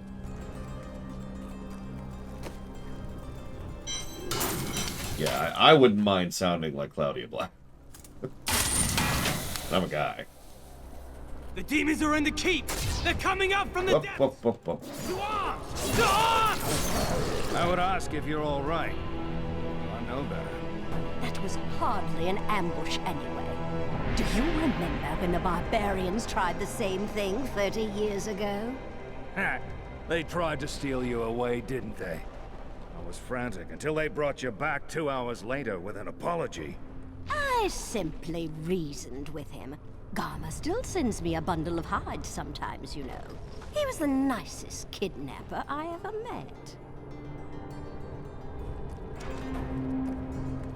A caravan made it through with some new goods. I wish my husband had lived long enough to see you fighting for our family. I am proud to honor his sacrifice. Can we go fight with you? Leave him alone. Can't you see he's busy? Nicola, are you all right? Yes, the demons never got near me. How do you face those things? Because I do it for you. They terrify me. The demons came out of nowhere. How are we supposed to defend against that? We don't. We just pray it doesn't happen again. Akarat's mercy. If our champion hadn't come back, we'd all be dead. How did they get in? Unholy bloody magic. You'd think all the Zakarum emblems etched between the stones would have kept them out.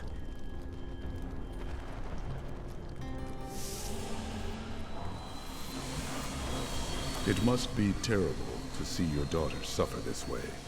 Everyone suffers, but to do so for a cause greater than oneself, that is the mark of a true hero. My daughter is everything I hoped she would be. Translation. No, it doesn't bother me watching her suffer. I'm glad this is almost done. I don't think I have much time left. Do not say that. Think of all the things you want to do in your life. The inn you want to build. Your safe place. No. You were right. There's no safe place for anyone. Look around us. If this keep can't protect us, what chance would a silly little inn have?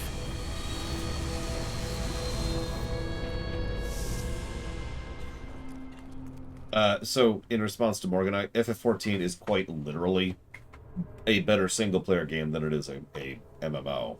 It is actually, to this day, my single biggest complaint about the game, is that it is co-op hostile. So, in simplicity, you absolutely can single-play FF14. You have to. With only a couple of exceptions.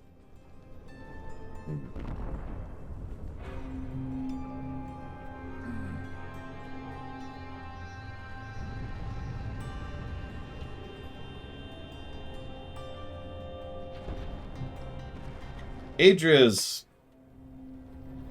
at least an 8 or a 9. She's laying it on really thick.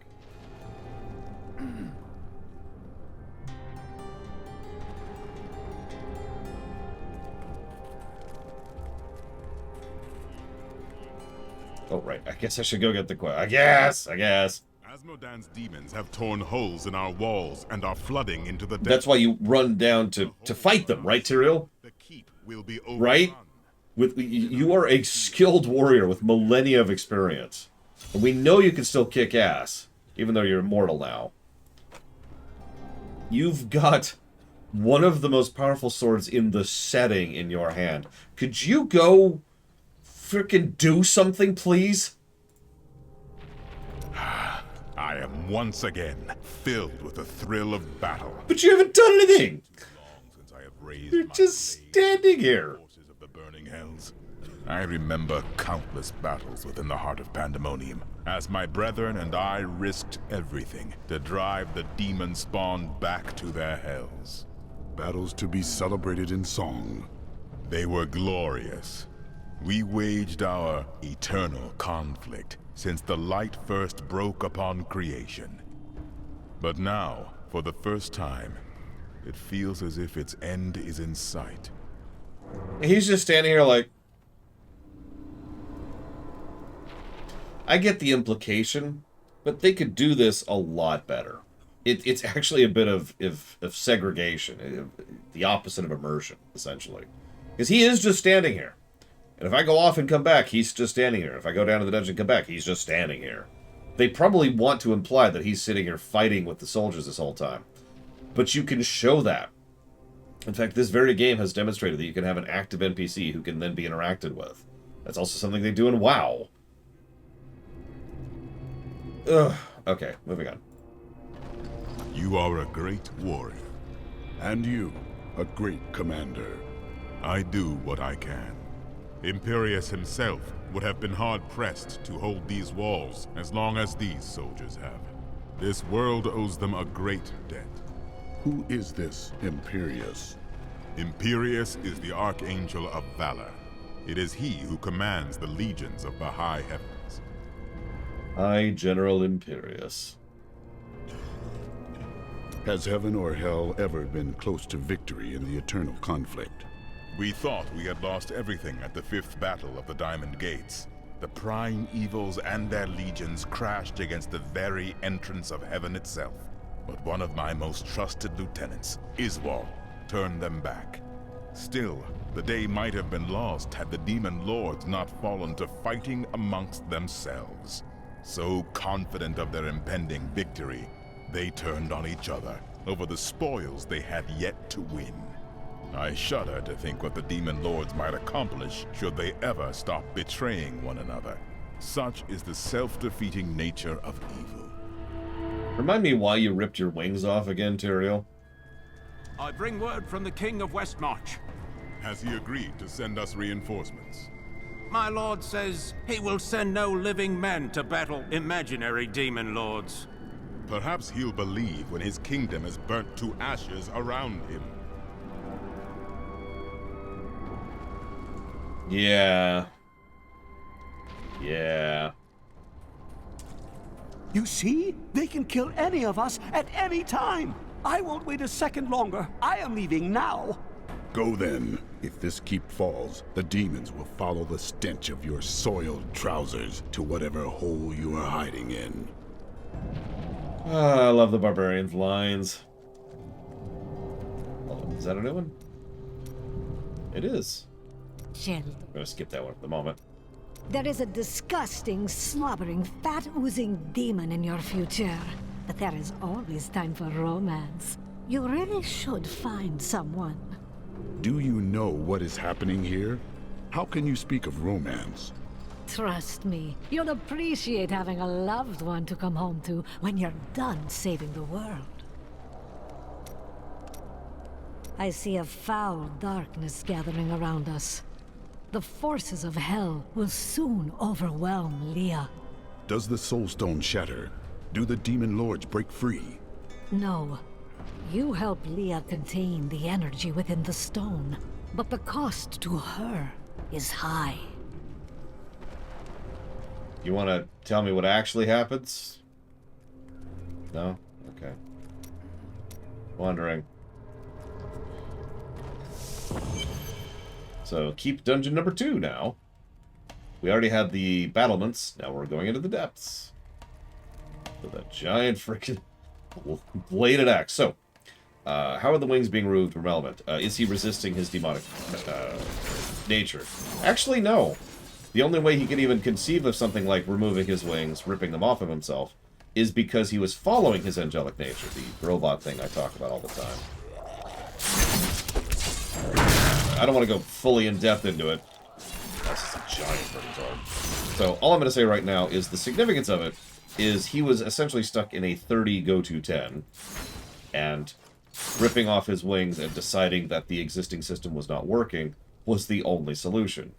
So he did, and he forsook his angelic nature, kind of. No one in the world is safe now. See, the problem is, what he did was he rejected the order of the high heavens and no longer became a part of the spine. But he's actually still an angel. I know he's like, I am mortal. He is a mortal angel. This actually becomes a plot point later. He's not actually human. It's just, now he's a mortal angel. And he has the ability to think in different ways and function in different ways, but he is still fundamentally an angel. Yeah, like, imagine a fallen angel who is not evil, and there you go. Minions. The men actually think that they can hide behind their paltry little wall. But they have only had a glimpse of the full host of hell. We will see them drown in our tide of sin. The girl is still weak, and their hero will not expect us to attack from below. Send in the ravening beast.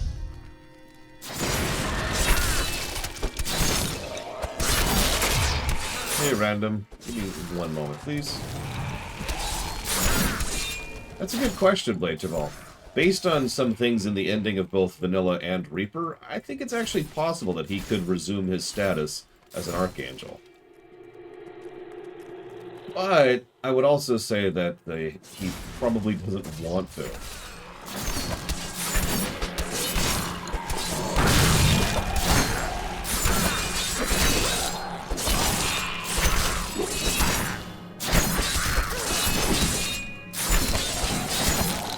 I mean, that's a very valid reason, Tim. That's honestly what I was expecting.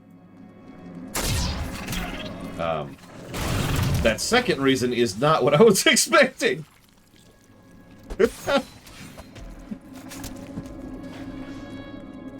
Listen, Lore, you're a good writer, so I don't want to read your crap, okay? Thank you, Random, for the sub. Always, I will jot that down for some things if they ever leave me alone.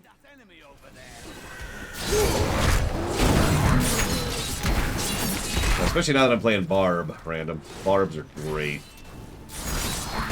Barbs are... Which particular flavor of badass do you want to be today?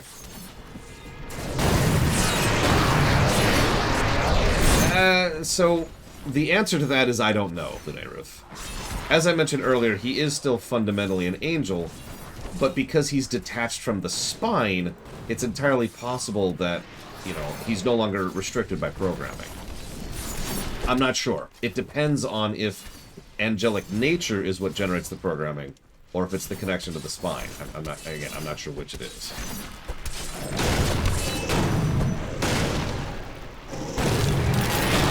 I'm not even sure the writers of this setting know which it is. I'm not sure the writers of D4 are even aware that's even a thing. Who knows?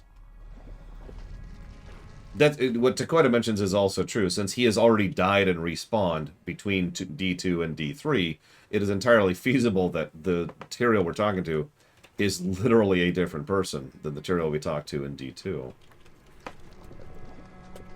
Okay, so that was Mother 3, Xenoblade 3, and Spiritfarer.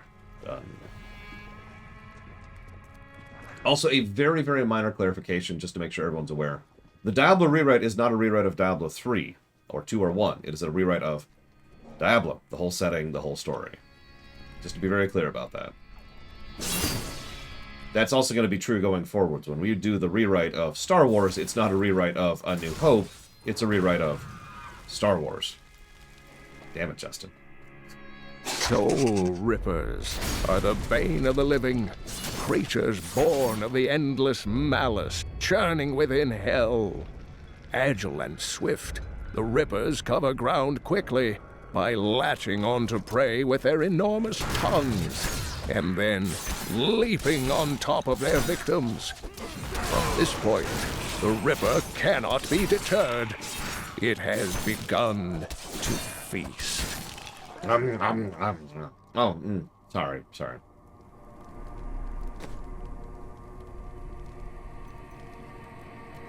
We haven't leveled lately? Holy crap. Well, I already don't like weapon throws, so we're gonna go back to sidearm. Oh god, not tongue action. My greatest weakness.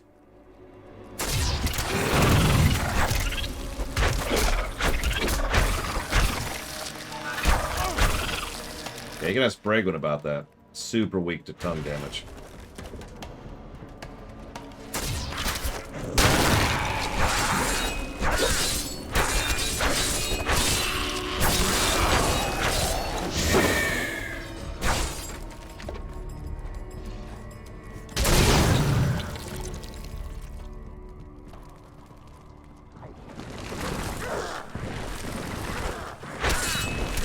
Oh, absolutely, Lunaruth. Again, it is a rewrite of the Diablo franchise, which by definition includes everything.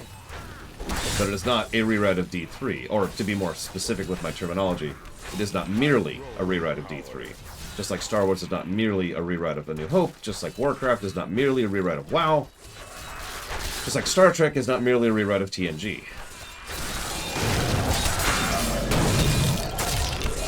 I have been fortunate enough to learn much of the Barbarians' complicated history in my time.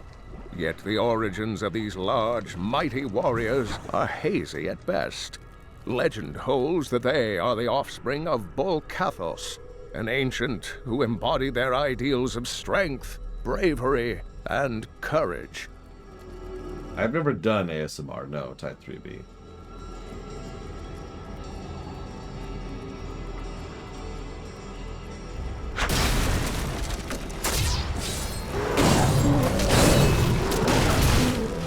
Love the viscerality of playing with Barbarian.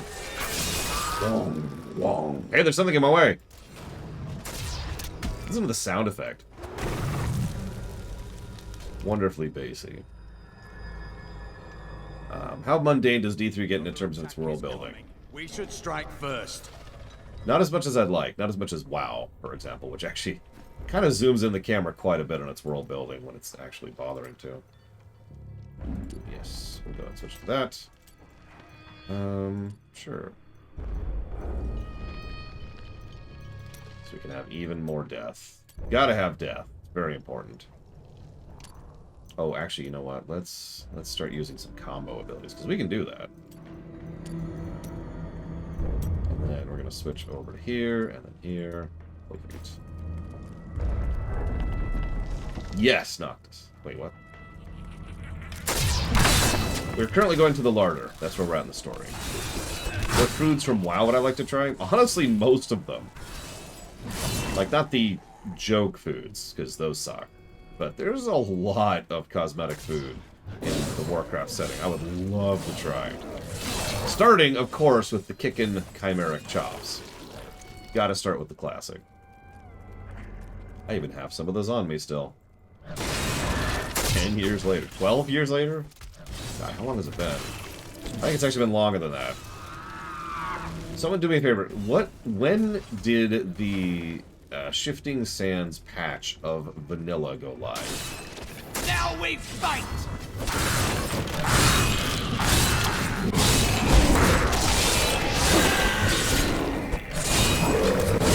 You'll notice that even at the lowly level of 18, our abilities are already starting to combo into each other.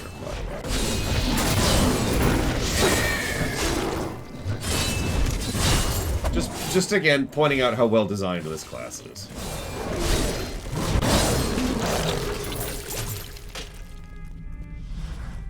It's a good question, Linnea. Like, I know what I picture.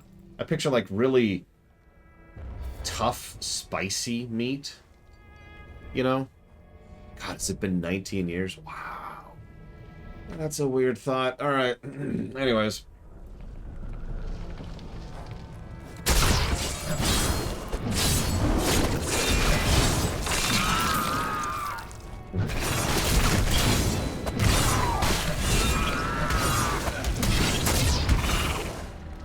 Still don't feel old, though.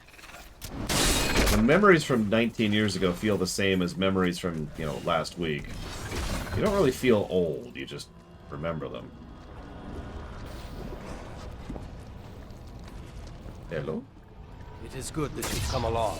Our lads are fighting with blades held to hilts by bits of string. They need better weapons if we are going to survive. Watch my back while I work. Okay. Which fictional animal do I think would be the best meat and the worst meat? Well, there's a lot of, like, corrupted, rotting stuff that would probably taste terrible, but thanks to World of Warcraft, I can actually tell you the exact animal. Stay at my side. There is a specific bear which you can hunt in a quest in Winter Spring, post-Cata. And there's a whole bunch of quests up there. They've got a big old smoker. And the idea is you go out and you hunt the animals, and then you bring in the animals yourself, and then you smoke it on the smoker, which is a communal smoker, and then everyone gets to share the meat, right? It's actually a really cool little bit of world building, and a fun way to make typical X of Y quests a little bit more enjoyable. One of those things is to go get this bear. This very, very, very old bear. Which tastes like... Let's see if I can remember the exact description. It tastes like pine cones soaked in urine, I believe, was the way it was described. And done. You've saved a lot of lives today. Thank you. I think I'm missing a descriptor there, but you get the general idea. Just the thing. Well, the whole idea, it was for one of the Worgen who was there. Hi, I have a good memory. And this particular Worgen was like, man, I want to eat like something super rare and awesome. And there's this one bear who's got this whole thing, and like he's old and everyone venerates him, and I want to eat him. Surely he's gonna taste great. And nobody knows, of course, nobody knows what he's gonna taste like until you go, excuse me, and you kill him. You drag back the meat, and he's just like, oh, this is terrible. The ancients smile on me. So that's probably the worst tasting meat, fictional creature meat. As far as best tasting, I'm going to keep sticking with WoW, because I know it that well. I gotta admit, dragon probably tastes really good. You gotta understand, dragons are not all... Oh, God. Banelings! Banelings! Banelings! You cannot stand before me. Banelings! A glorious development. You gotta understand, dragons aren't just big, muscly creatures. that can fly, they also are innately magical. So, as we've discussed several times, magic is actually described its flavor several times in WoW's history, and it tastes really freaking good. So imagine really, like, tough, enjoyable, like, predator meat, combined with that wonderful, sweet savoriness of magic, and dragons have got to taste wonderful. It's a shame they're sentient sapient beings, because I would totally eat dragons if not for the fact that they are people. A useful skill. But, you know. Maybe I could approach one of the dragons and be like, so, hey, listen, I don't want to kill you. I really don't. And you're cool. What I want is, like, just a bit of the flank. I'll offer to, you know, heal you afterwards. Obviously, that's on me. You wilt against my blow. I know a lot of healers. Please, I need to know what you taste like. And there's gotta be, there's no way to say that without sounding like some just horrible villain. So just look. I really need to know what you taste like. Please. Okay, look. Here's the deal.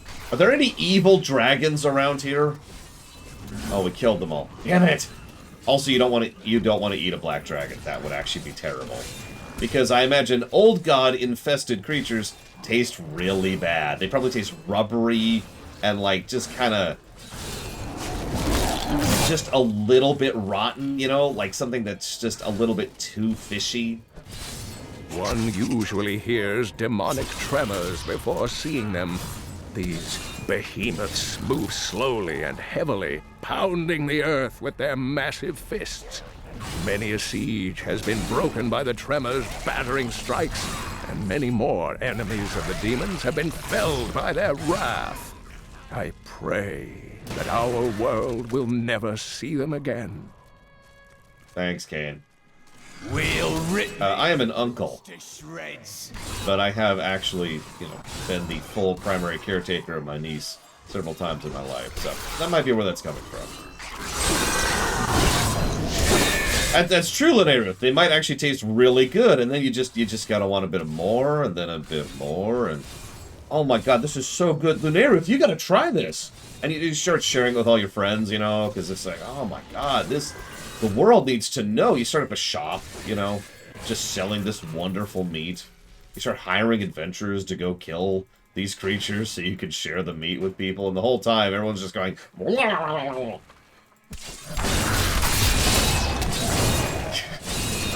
that would very much be in the Void's interests.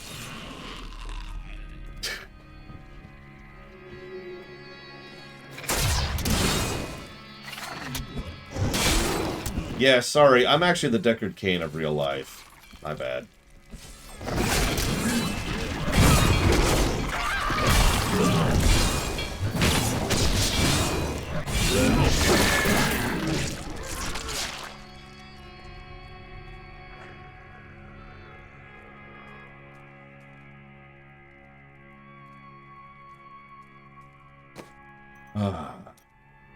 Well, the first thing I would do is keep her away from her mother, Trihexia.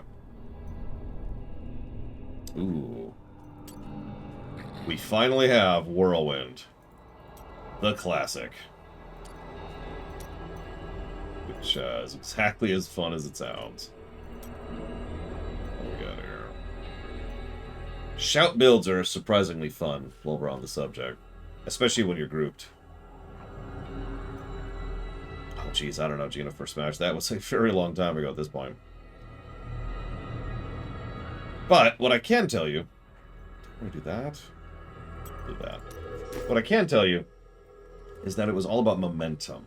Everything was all about trying to keep myself and the sword constantly moving. And it's one of those wonderful things, because there's only two styles of that sword fighting. Either it's going absolutely perfectly, and it flows, and you feel cool and awesome, and it's a great exercise, because it's very exhausting to do. You look like a dumbass who has no idea what he's doing. I was usually the latter. Guys, this is Whirlwind.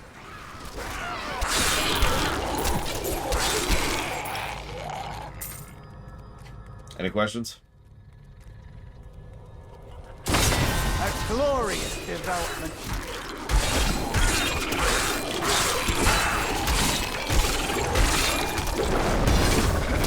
Well, it probably had a lot of cool factor if you got it right. But it also had some practical factor, too, because all you have to do is get a hit in there.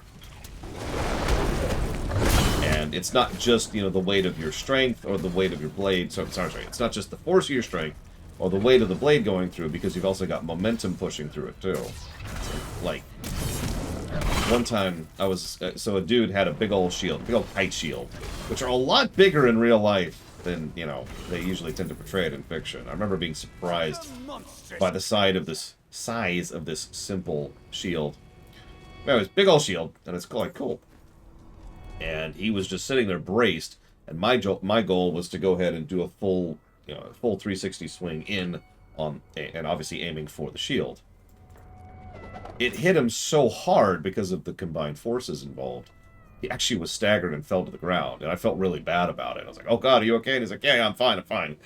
The children of Bull Cathos settled in the northern steppes, an area that is now known as the Dreadlands. Theirs was primarily a nomadic and tribal culture, though they had a few permanent settlements such as Cesseron and Harogoth. A group of revered former warriors known as the Elder Council ruled the barbarians. So real quick, just before I continue to gush about Barbarian, Whirlwind doesn't just look cool and do AoE damage, it's actually a utility spell. While you are whirlwinding, collision doesn't exist. It's actually a way to reposition yourself. So yes, if you're paying attention, that's 2 repositioning abilities that we have at level 21. Hup and Whirlwind, because you can just go through a path if you're stuck, or if you're trying to get through a door or whatever. I don't think it's a CC ability. But I could be wrong, because it's been a while. Hang on, what do we got? What do we got? There's the Tornado Whirlwind. There's the pull-in Whirlwind. There's the Crit Whirlwind. There's the Gain Fury while whirlwinding Whirlwind. And then there's Turn Whirlwind into a Torrent of Magma, which does even more damage.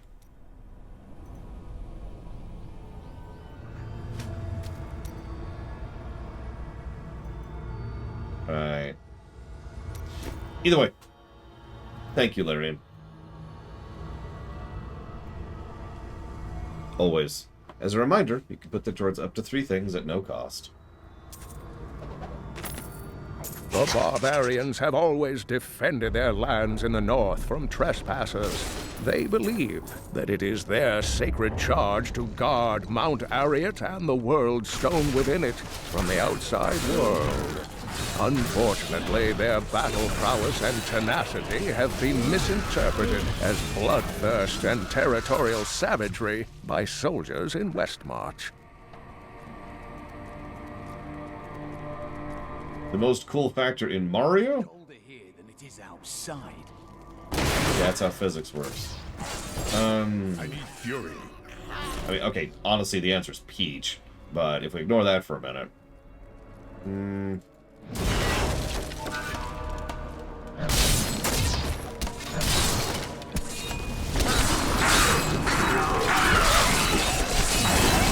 honestly, my next best guess is probably Bowser.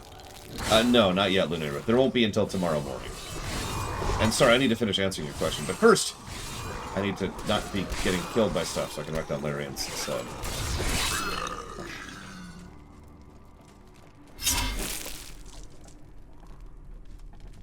See you around, Ramble. Have a good one. So yeah, real quick, good visual distinction. The lunatics, when they are in suicide mode, that's actually a specific mode they have to activate. That's part of what makes them so cool, though, Blade 12. I'm not joking about that.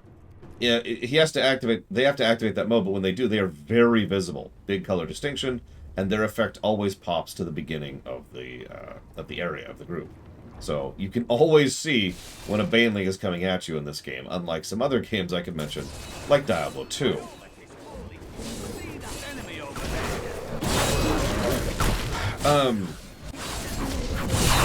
So Lunarith asks, do I plan to finish the game today? So no, very much no. There's no way in hell. Ignoring the fact that we have 2 additional acts after the one we're currently in, there's also the fact that we have endgame stuff to show off. The goal has always been to try and get a decent chunk of the way through the Diablo series before the rewrite, and then to finish the Diablo series after the rewrite, so we'll have stuff to discuss, because it is my hope, vain though it may be, that some people will have questions about the rewrite, and of course we can talk about it and get other people focused on the videos once they are actually live. The term for that kind of marketing, I forget what it is. The Accursed were created when a necrotic plague spread through Kyrgyzstan centuries ago. The infected watched in terror as their flesh blackened and died. The strongest medicines could not stop the decay. Eventually, they fell into a dormant state, and their bodies were piled up in dark and forgotten places. Where We've heard that one, actually. The only thing... So I have no idea, Juniper Smash. The only way to be an actor for the rewrite is to volunteer to be one, and then to try and be one. I am going to be requiring you have at least a decent microphone. And of course, your recording environment can vary substantially. But as long as you've got those 2 big requirements, then yeah, sure, I don't see why not.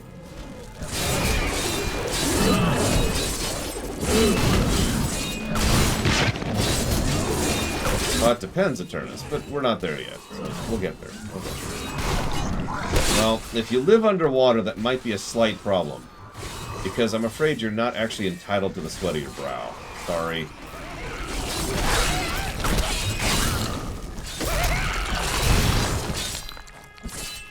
Yeah, we've actually already shown off a couple of things where someone will do a nice big wind-up attack, and then it'll hit me, and instantly kill me. As I mentioned earlier when it came to those damn bugs in the desert, this is bad! Ugh! The easier an attack is to dodge, the more damage it does. That's a common rule in game design in general, but it's a rule that Blizzard adheres to almost religiously. Like a lot of the big attacks, even in just trash mobs over in World of Warcraft, that are easy to dodge, will freaking kill you. And of course, in boss battles, when you're actually fighting a dungeon or a raid boss, if there's an attack that you can see coming and you don't get out of it, it's probably going to kill you. This is really frustrating fighting this right now. Let's try and get some AoE in there before that happens.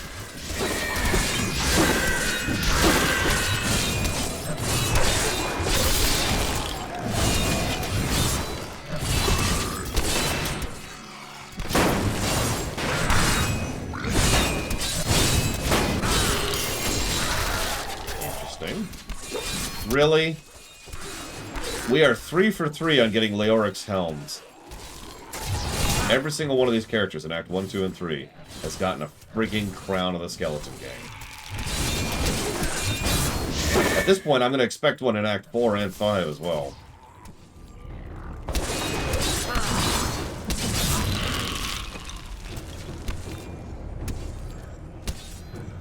Whatever.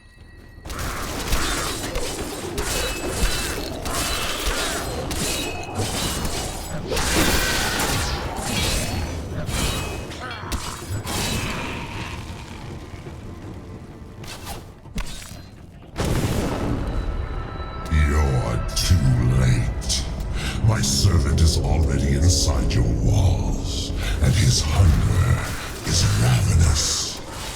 He will devour your corpse, and those of your friends. Blah, blah, blah.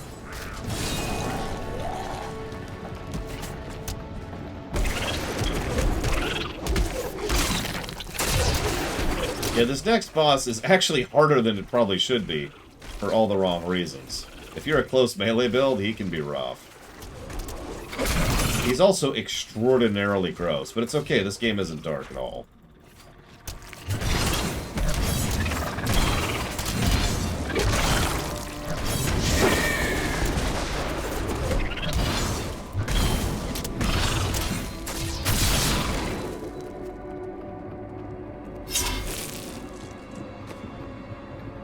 So, put that on.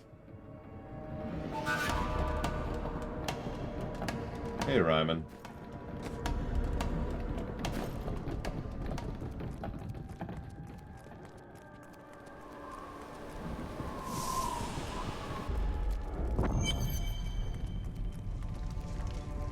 As you can see, for some reason, and this is a problem we already started to see in Act 2. For some reason, the keep is 4 dungeons, when it probably could have been 2. It's gonna be here another minute. Grant me strength. Oh, that's bad.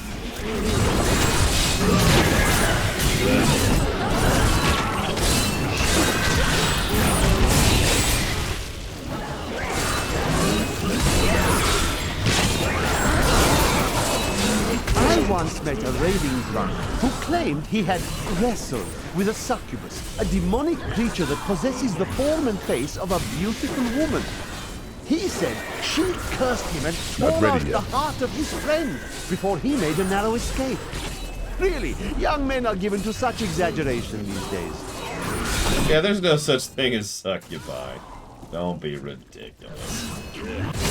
What riches! Damn. I do hope work is going as well as it can, Ryman. I understand being busy. Trust me. What am I doing? Right. Grab one of these. There we go. Don't mind me.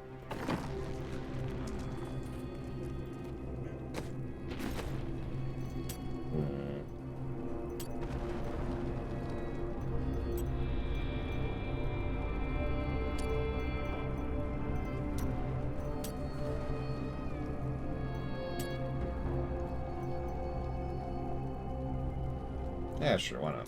Try that out for a bit. We've got Ignore Pain now, which is almost mandatory for a lot of live builds as a Barbarian.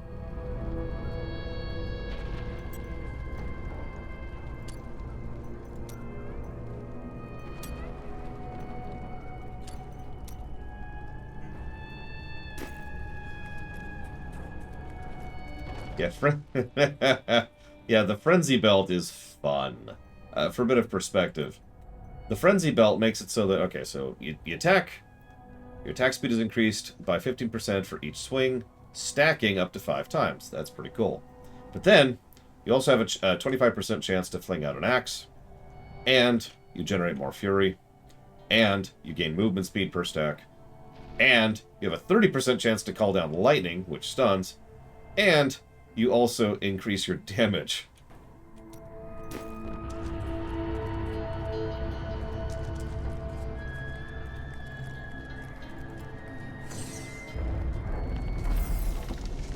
But yes, as Dakota pointed out, the keep is one of those actually procedural dungeons. I'm not a big fan because it means it can take a very variable amount of time to go through here.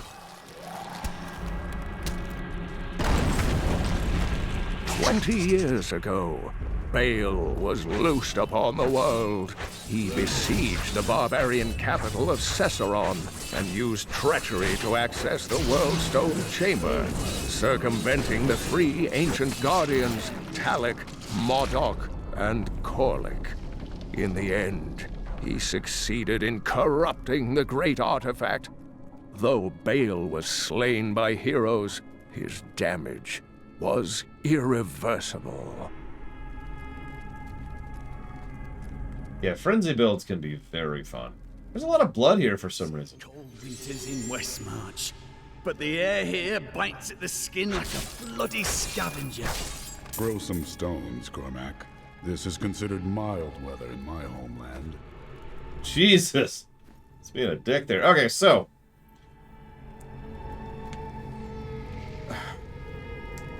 Yeah, gore warning, gross warning, edge warning. This. Yeah, the larder's all green. I'm I don't know about y'all, I'm never eating anything from this keep ever again. We are not alone in here.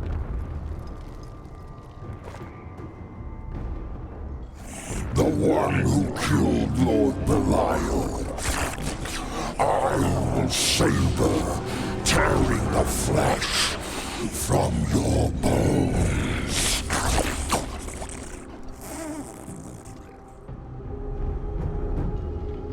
So, the recurring theme in Act 3, which actually was a good idea in my opinion, is that we keep fighting different sins as we go through. Because Azmodan is the Lord of Sin. So, yeah, there you go. You get the idea. So this is the sin of gluttony.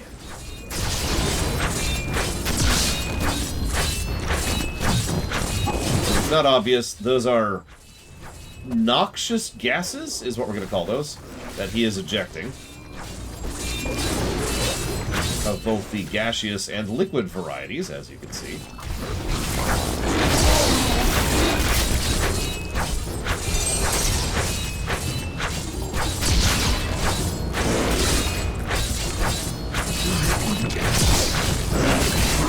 Yeah, ignore the giant mouth. Let's just ignore that for a minute. We're cool. We're cool.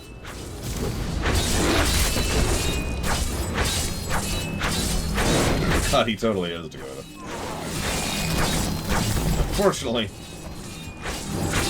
he's also a little boring compared to some of these sin fights.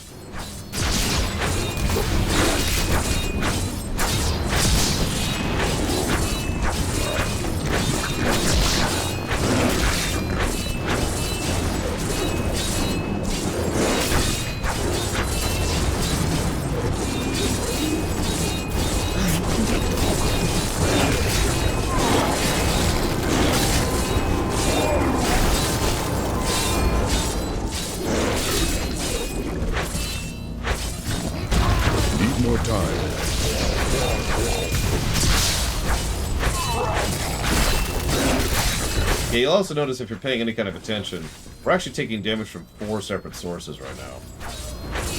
Well, we are probably supposed to avoid the green stuff, but we're a melee.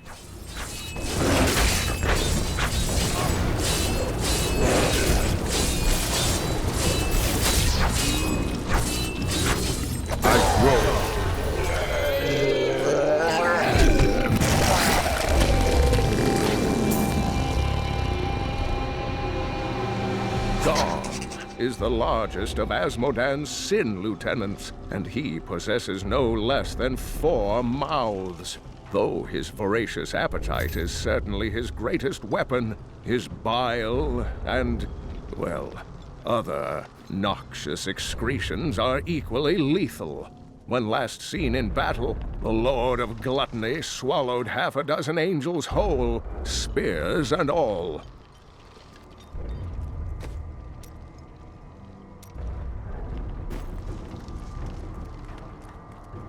Where is it? There's a lore tidbit. Ah, there it is. I'll just let you listen to this one. The human prisoners are panicking now. Oh, they must have noticed that fresh meat only comes after one of their number is dragged away, screaming. This will not hold. Slaughter the ones who starve themselves and feed them to their hungry friends. When those ones are fully stuffed, I will be ready to die. Anyways. So yeah, we're never eating anything in this place ever again. Like, you can even see the meat over here that's just... And then there's like bags of... Yeah, anyways. I am returning to town. Empty victory over a useless tool. You have only delayed your inevitable destruction. Your walls have grown no stronger. Our assault continues unabated. The stone will still be mine.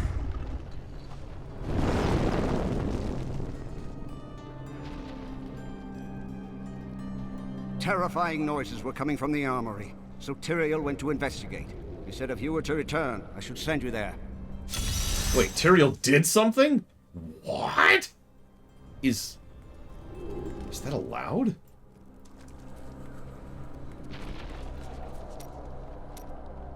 What are you doing with all of these riches you find? Living a life of depravity and overindulgence, naturally. In this place? I doubt it. Fine. Perhaps I've found that my treasure is put to better use elsewhere. You're sending it away. You. We all have debts to pay, friend.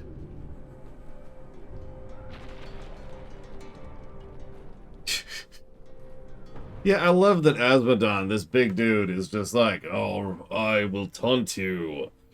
Oh, that didn't work. Well, then I will taunt you again. That didn't work. I have come up with a new stratagem.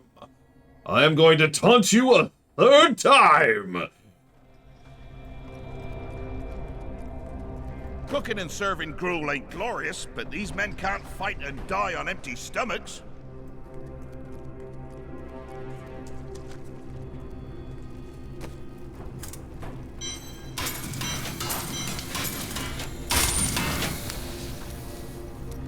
Time has flown by since I joined you in New Tristram. Look at us now. Who would have ever guessed we'd be here? And now, every passing hour brings us closer to our goal. But do we have a chance? We will live as victors, or die trying. I do actually have an idea, Lunarith, although it's not going to be very helpful, and you'll be like, ah, you're dumb, Lore. Then you'll beat me up again, as you often do. The idea I have is that... How do I explain this? D3 is a different game from DI, but simply. And you're probably thinking, well, of course it is, but no. What I mean by that is, even games that look very similar or of the same genre or of the same subgenre, or have similar creators or similar approaches or similar executions, can be done differently, right? There are differences, and the individual, specific, nuanced details are what make a game good or bad. Not the fact that it's an ARPG, not the fact that it's a Mass Effect game, and not the fact that it happens to have been made by Studio X, Y, or Z. It's the final finished product that determines it. D3, for all that I make fun of it, is a very good final finished product. That's my take. You should give some thought to taking time for yourself, Cheldo. You can save the world tomorrow. Stay with us tonight. I'll buy drinks. We'll dance. There are enemies to be fought, battles to be won. That is all there is. I knew you'd say that. I really did. Hey, Frisco-born. I've got some new items you might... You're morbid it up.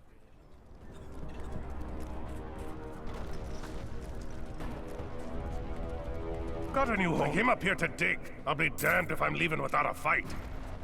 I do like the vague idea that Asmodon, legitimately, like in character, does not understand how outplayed he is here. That he has just gotten the attention of something substantially bigger and substantially more terrifying than he is. And he's like, either his ego or his stupidity, or both, are running into that. Like, you'll notice his taunts start to get a little bit more, even though you have beaten me, you'll never do anything. I'm still going to win. And we've already started to see that, and that's going to keep being a thing. I am losing control!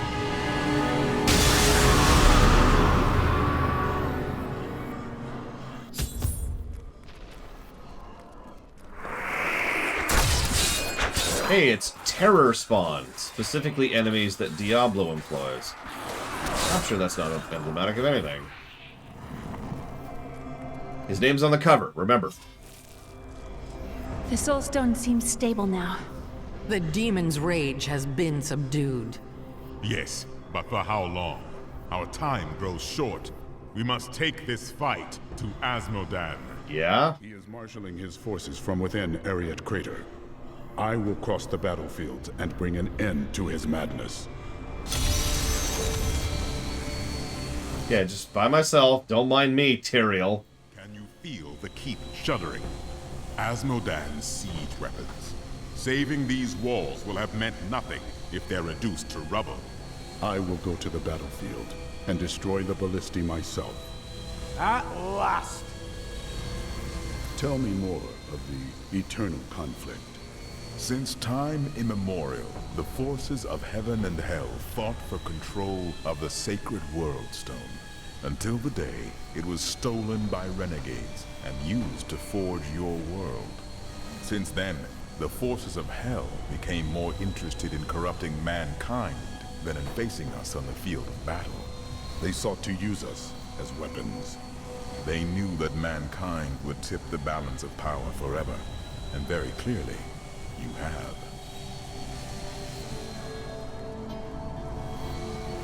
What will you do when this is over? This war will never end for me. Even if we defeat all evil forever, I will carry the scars of this nightmare till the end of my days. And what of your daughter? Is there no hope for her? I wish Leah could have the life I never had. But in truth, I fear she'll be damned as well. Don't underestimate her. She is strong. Nevertheless, I will hold hope for both of you.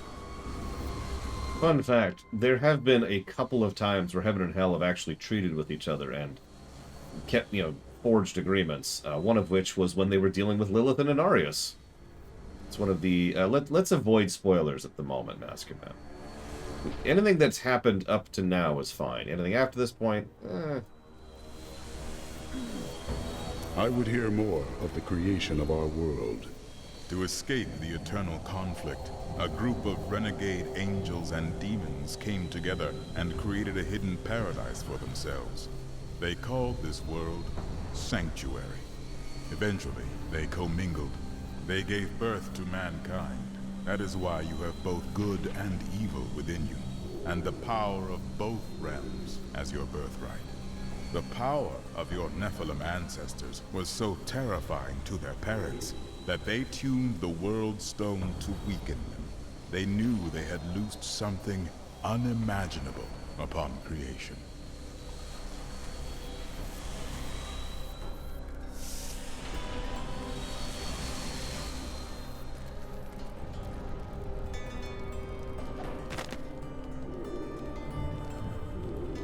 I thought I was going to die when I saw the demon's rage escape from the Soulstone.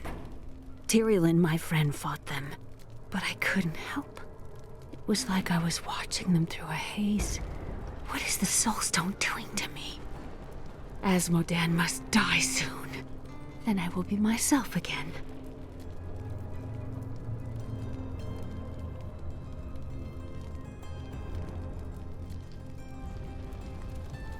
Yeah, they describe Inarius' torture in the books. It's pretty messed up. I'm not going to describe it to you. For obvious reasons. All humans are Nephilim. Let's be very clear about that. The difference is most humans, the overwhelming majority of humans for most of human history, have had a level cap, a limiter, put on them. But they're still Nephilim. They are still fundamentally what a Nephilim is. However, in the game we're playing right now, they usually refer to Nephilim as the people who have had that limiter removed. Will you study with me? Thieves have their own studies. Surely you jest. Perhaps the world is not as simple as it seems from up there. Up where? Your ivory tower. The game likes to portray it as a way of making the distinction that Nephilim are the ones that are unlimited and humans are the ones that are limited. And that's a valid way to put it. That's common nomenclature. But from a purely technical definition, they are all Nephilim. Like, every person on this screen is a Nephilim. I remember standing before the Prophet, my life hung by a thread. But he healed me and my sisters. The Prophet was a priest? No, not precisely. I do not know what his true nature was. Only that he possessed great power. He said we had done well to slay the demons. He was very kind. When we had recovered, he offered to train us further. You agreed? Yes. I owe him my life. Slaying the lords of hell would please him. It is the least I can do. Pretty sure killing the Lords of Hell would please a lot of people. Like a lot. If there's treasure to be had, then I'm in. May the battles never end. Jesus, we need to gear you up, buddy. The men look to you to lead them. When they see you laying waste to the demon hordes, they are heartened. As you go, so does this battle. Always remember that.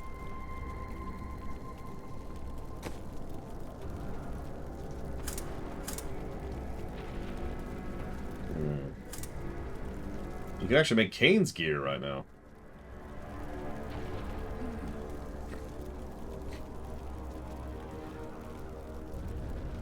I'm actually tempted by that. No, we're not going to do that, though. It's funny that we can do that this low level, though. Gee, hang on. What level does that require? 23, apparently. Things are looking up, Martyr. There's barely anything left to kill. I knew you could do it. There are other soldiers about besides me, if you haven't noticed. No, I haven't. Ha ha ha. I'm not afraid for myself. No mother wants to see their children die, let alone in a place like this. Sorry. Ah, oh, whatever. You're going out there? I must. Asmodan waits. Make sure you bundle up, huh? You should probably wear an extra layer or two. You can never be warm enough, I always say. You barely changed since the desert. Oh, well, it's quite simple. I just tuck a few fire opals in my pockets and under my shirts, and I never get cold. As good as a pair of long underwear. Love you, Shen. Really. When this is all over, we should have a family. A what? Children, Drian. We can have children. That sounds wonderful. I think I'm needed back on the wall. My doll isn't coming back, is he? I do not know, child. Where is your mother? She died on the first night. What should I do? Wait for your father to return. And if he does not, never forget who took him from you. Interesting advice. Hold on. There he goes. We hear you heading out onto the battlefields. We'll hold the gates, but I don't think you need us to. This keep would have fallen long ago, but for your bravery. Just for that.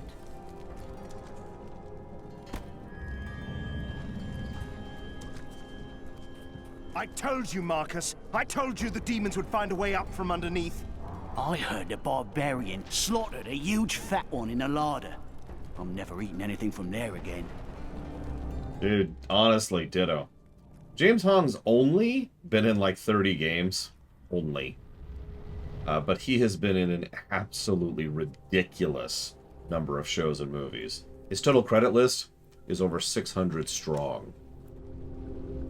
I'll be right back.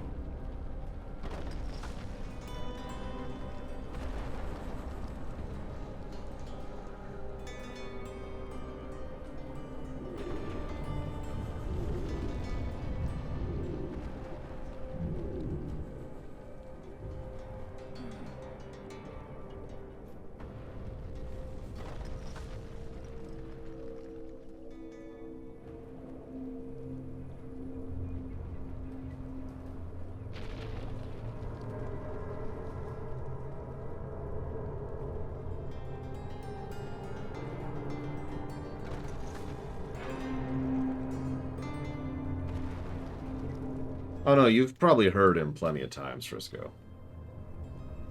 Yeah. Or seen it. Ugh.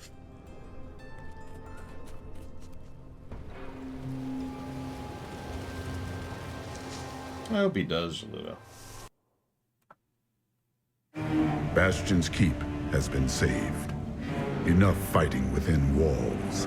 I will now take the fight to Azmodan's war machines upon the open fields. So you liked Act 5 of D2, right?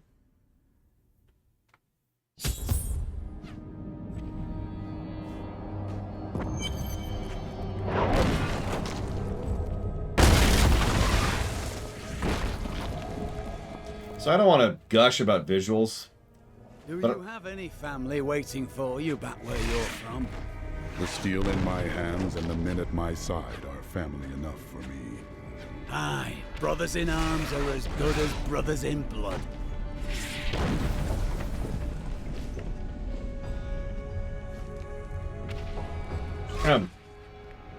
But I love how there's actually several of the siege beasts visible now that we've actually left on the outer edges of the walls. And you can see they're still fighting on the battlements. There's another one down there you can barely see.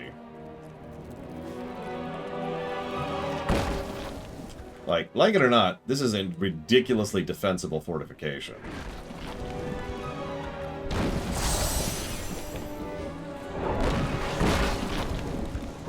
Probably how they were able to hold while we were slow-moding up here. Thank the gods you're here. You've got to destroy those ballistae. They're raining hell down upon us. We can't last much longer. Okay. I can probably do that.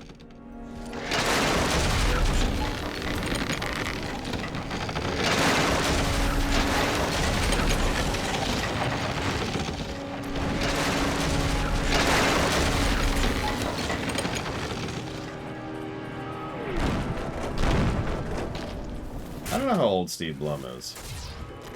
So, I've been giving Act 3 quite a bit of praise, all told, and I stand by that. Well, this is when Act 3 starts to fall apart. The moment we leave the keep... I know I was just complaining about how the keep section's too long. The problem is, it was the good part of Act 3. Now, well... Though I have searched every corner of the great library of Caldeum, I can find no references to the true fate of the Blood Clan Khazra. Some crumbling papers hint that they made a pact to serve the mythical lesser evils. But surely such a thing cannot be considered proper scholarship. Can it?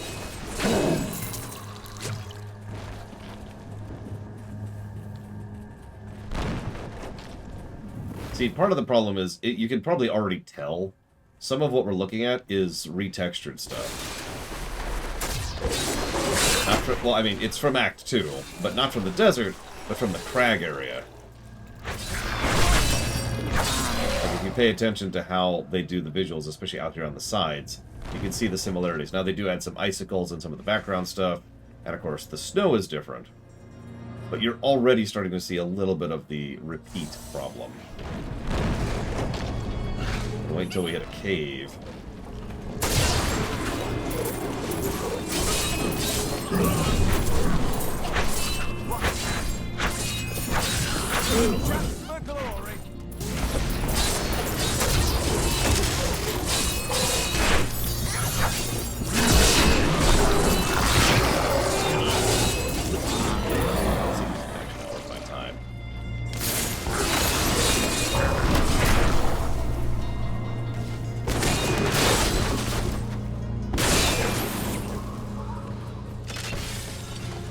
Do not give up!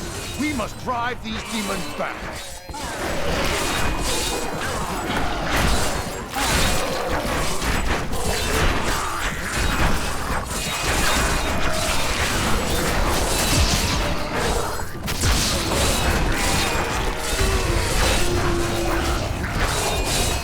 Stand fast, men! More are on their way!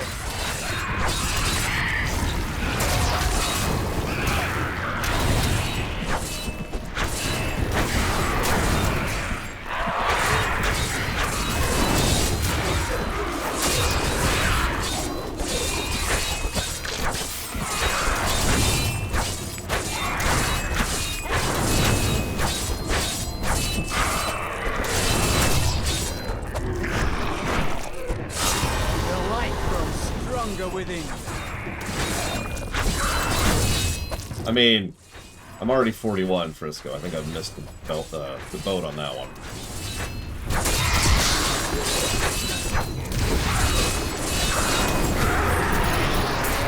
You must be the hero I've been hearing so much about. Well, you have my thanks. We couldn't have made it through this without you. You're welcome.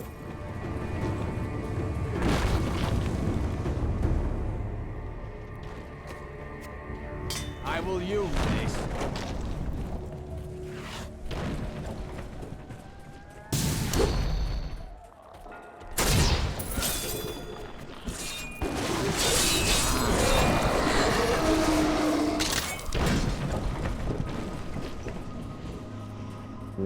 I do like eating people and absorbing their powers. The Bridge of Corsic. I never thought I'd see it.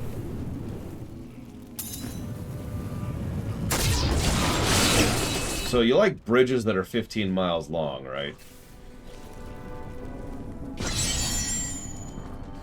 That's not it, but we'll get to it later. It's actually the next area, I believe.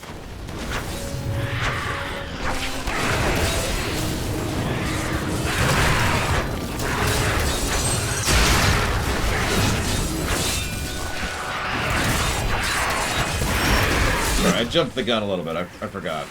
It's actually the next bridge that's super long. It just always amuses me a little bit at how ridiculous it is. Long ago, the heralds of pestilence were lesser demons who rebelled against Asmodan. The Lord of Sin vanquished them easily, but instead of slaying them, he granted each one a long arm, infested with a poison that could kill anything but Asmodan himself.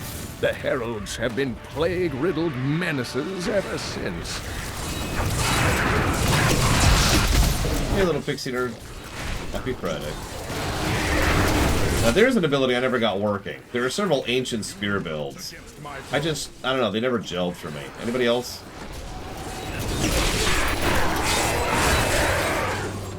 Real question, because, like I said, it never worked for me. Whirlwind is silly. Beautiful. But silly.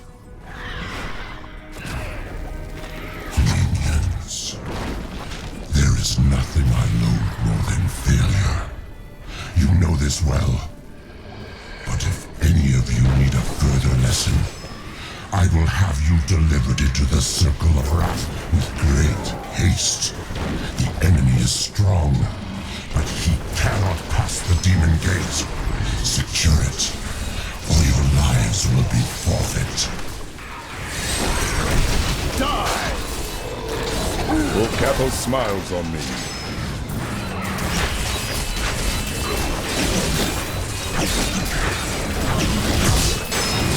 I mean, we talk a lot about how video games can help kids out. There's actually a validity to the idea of video games helping, old people out, too. I actually know someone personally who is in a retirement home who plays Skyrim pretty much daily. Now, insert joke here, but the reason that she likes to do that is specifically because of how modular it is. She just changes up mods periodically, and yeah, it keeps the mind active, exactly. It keeps her busy, it keeps her entertained. I'm not going to say that it's one of those things that can help push off, mental health issues or Alzheimer's or like that, because I have no idea. I just think it's a quality of life change for her. And I feel like that's something that could be explored for other old people, too.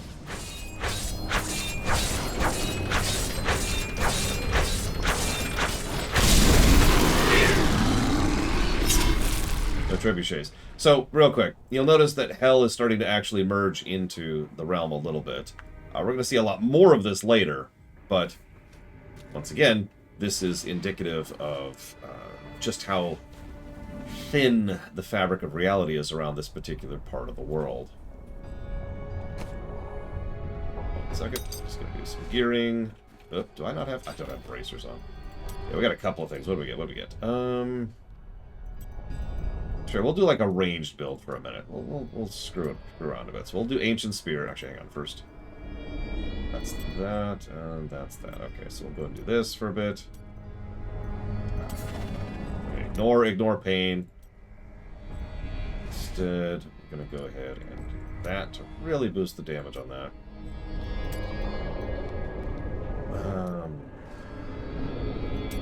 Let's actually do... We haven't done a lot of shouts. So let's do some shouts.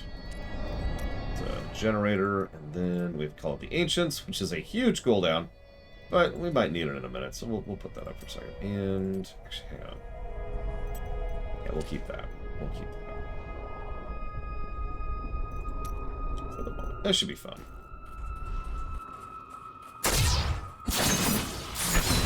Look out! They've been circling for hours.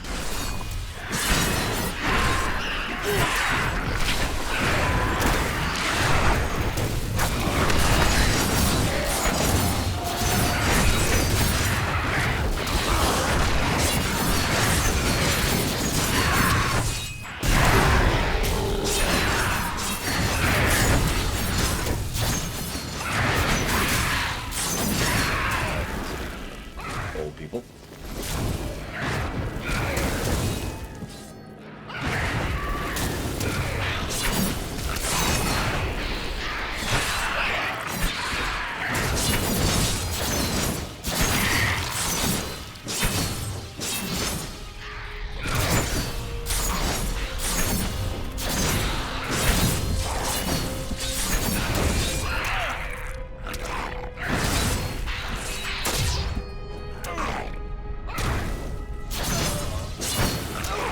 That, unfortunately, makes sense, Dakota.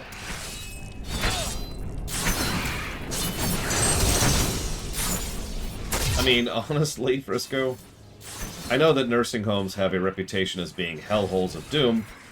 Good reason, speaking as someone who used to work medically with nursing homes. But there's no reason you couldn't set up a proper LAN in a nursing home and just have them set up with some stuff, right?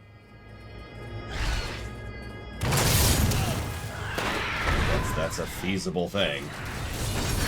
It would actually be really easy to set up, too. Speaking as a network engineer.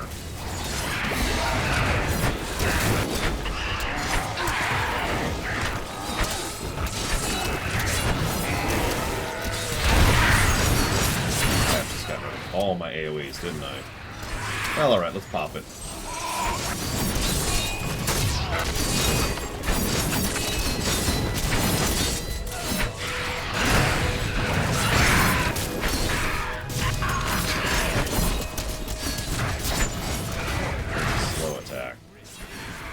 To shreds.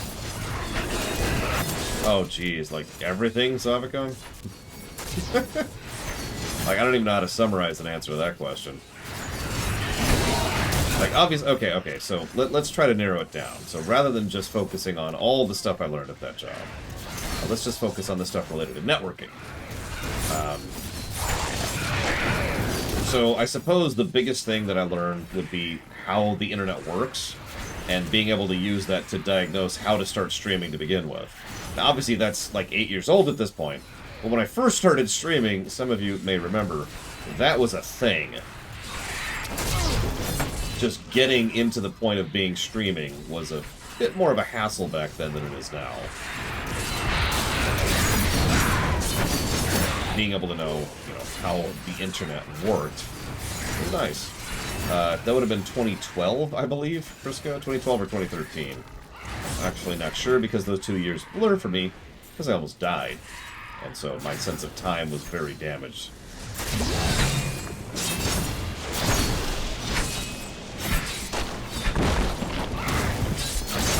Now, ignoring that, I did learn a bunch of other stuff about just general tech health. Being able to diagnose, build,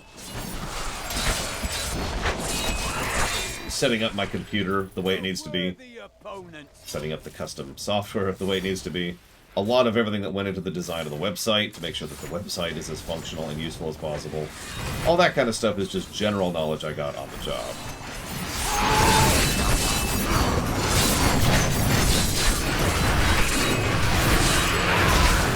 As you can see, Spear Build kind of sucks. It actually does a lot of damage, but it's very limited in its scope. I'm probably going to go right off of Spear Build again in a moment here. Need my siege weapons to slay you.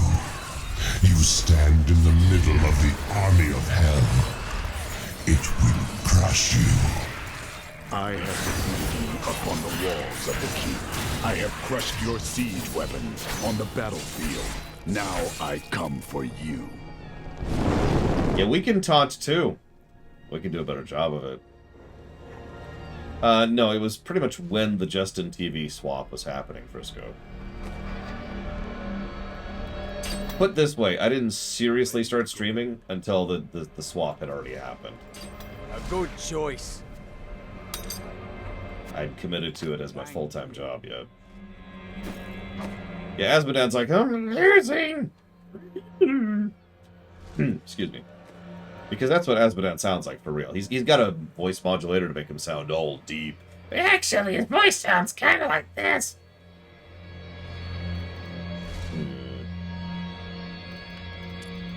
Sure, we'll swap around a bit. Why not? Why not?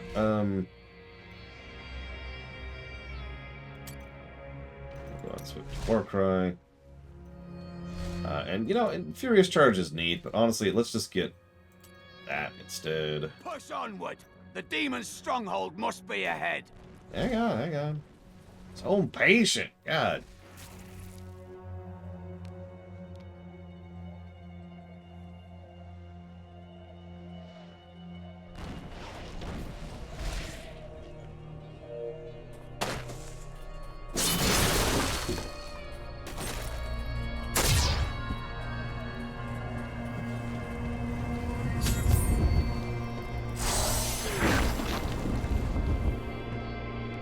Hi, Tyrael. Have you decided to do something?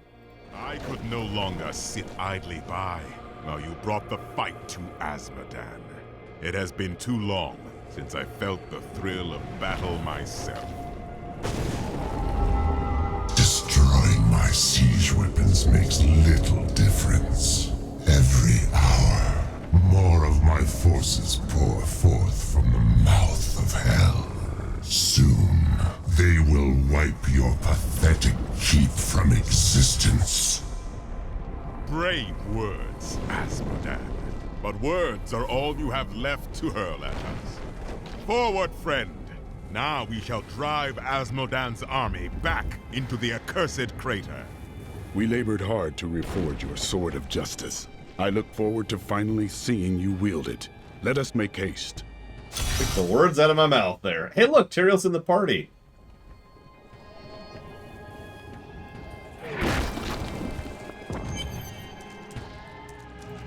You destroyed the ballista. There may be hope for us all yet. Good luck out there on the bridge. You're going to need it.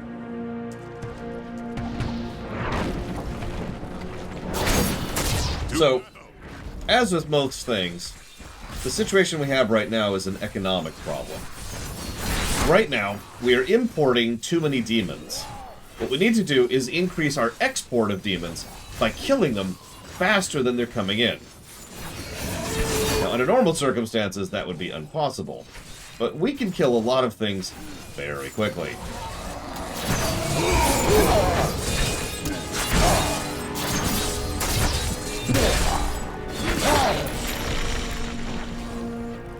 Yeah, it's an automation issue.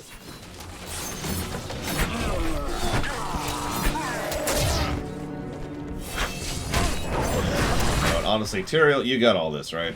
I got stuff to do. It's okay, we're just gonna cross this short bridge. Very short. Hang on. Well.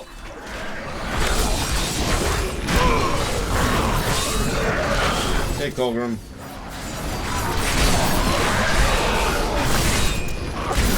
Yeah, Asmodan's plan is, alright, I've got a whole bunch of logs, and I've got a chipper shredder over there.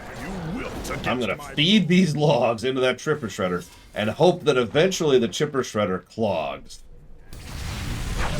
And that's his plan. This is, already a pretty... Could someone who has access to Google do me a favor really quick? What's the longest bridge in real life? Like, obviously this isn't going to equate to that, but I'm just wondering. For no reason, really. Like, you start to lose how long this is. 23 clicks. That's way longer than this is.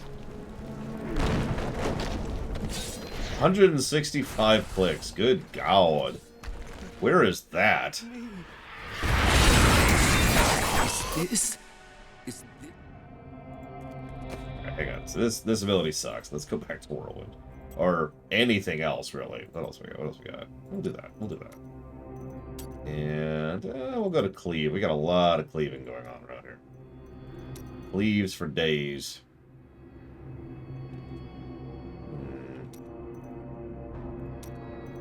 Actually, yeah, we can afford that.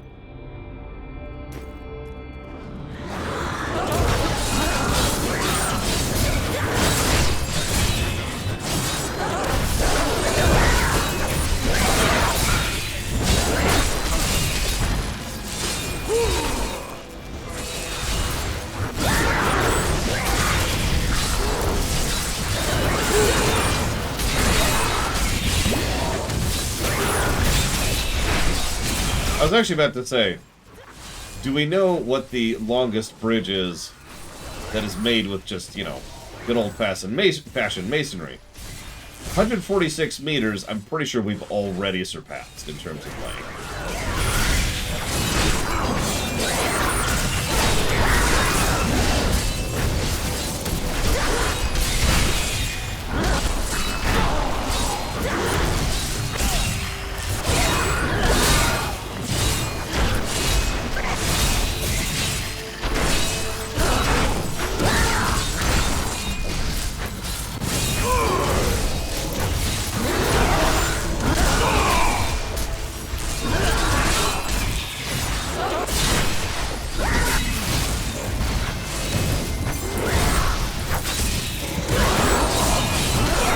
No, not the Great Wall of China, the Danyang Kushan Grand Bridge, whatever that is. I probably also pronounced wrong, because of course I did.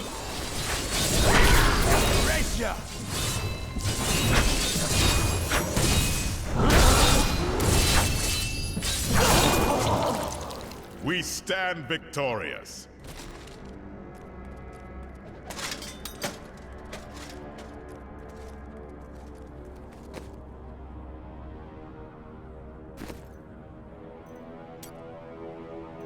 Fine, we'll go back to Whirlwind, I guess. God.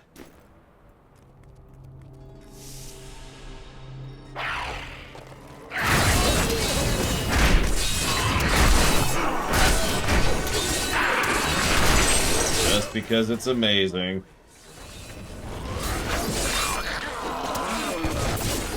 They do have magic. I'm not saying it's a negative. I'm just saying it's ridiculous, and every single time I cross this bridge, I think, God, this bridge is so huge!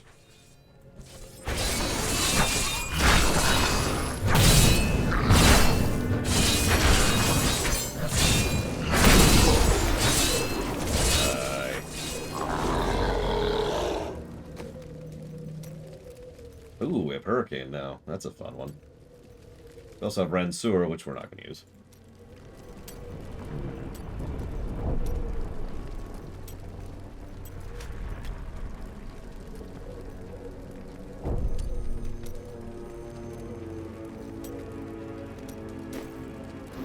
How long is this bridge? Well, we're not done yet.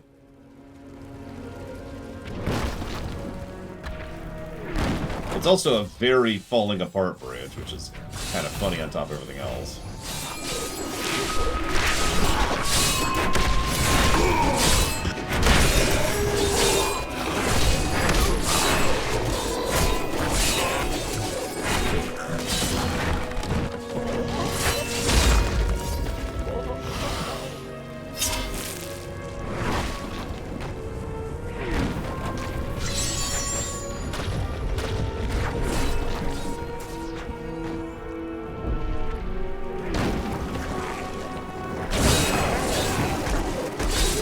I gotta kill all these things. That's just mandatory. Look at them all. Look at them all.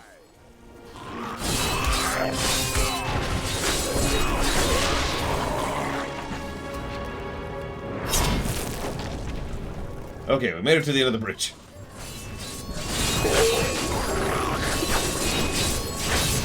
By all that is holy, do you see that enemy over there? It's fine, it's fine.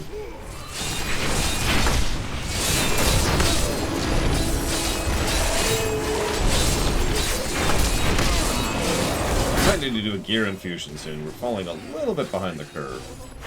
Just a bit.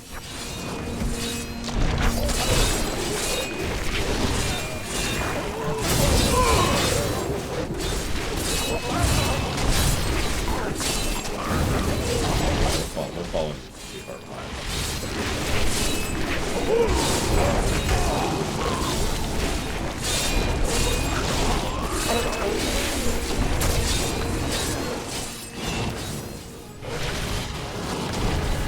So here's how long the bridge is.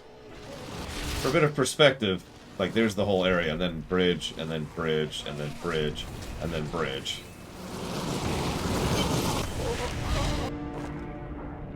Let's fight a boss instead. Ruin will destroy the demonic seal protecting this gate.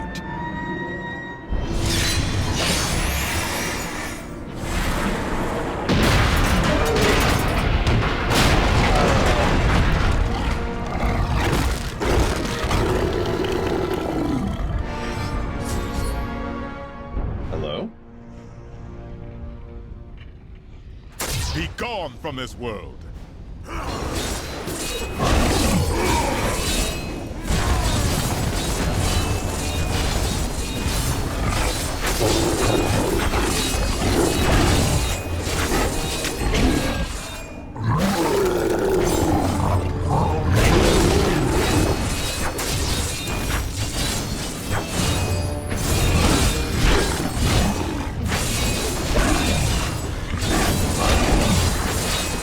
Not to agree with Tim, which is one of the greatest sins I could ever do. It reminds me of Metroid Dread. In Metroid Dread, Samus is almost universally unimpressed with the foes she faces, but she always reacts to them. I'm gonna turn it down 2 notches. It's gonna take way too long otherwise.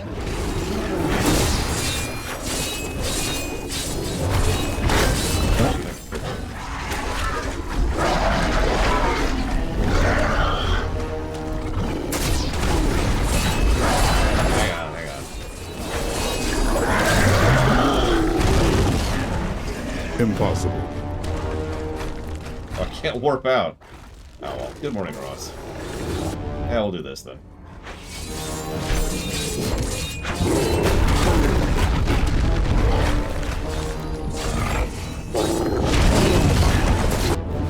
Trust me, this is gonna be faster than slow moding through this.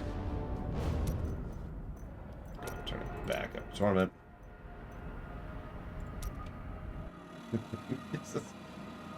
Are we still fighting this thing? God. Alright, what do we got?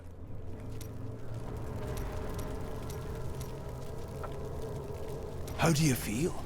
Nervous? I do not fear Asmodan. I have crushed his army, and he will follow. I feel a sense of calm.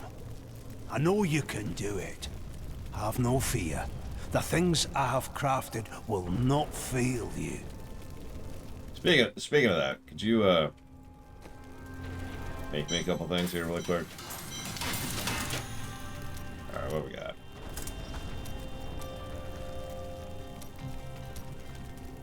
Well, we can make ourselves a legendary weapon. What else we got? What else we got? Actually, not the best thing we can make right now.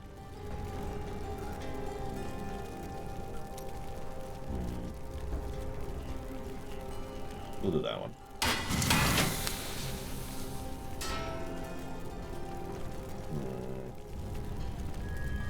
That's pretty decent. We'll go with that.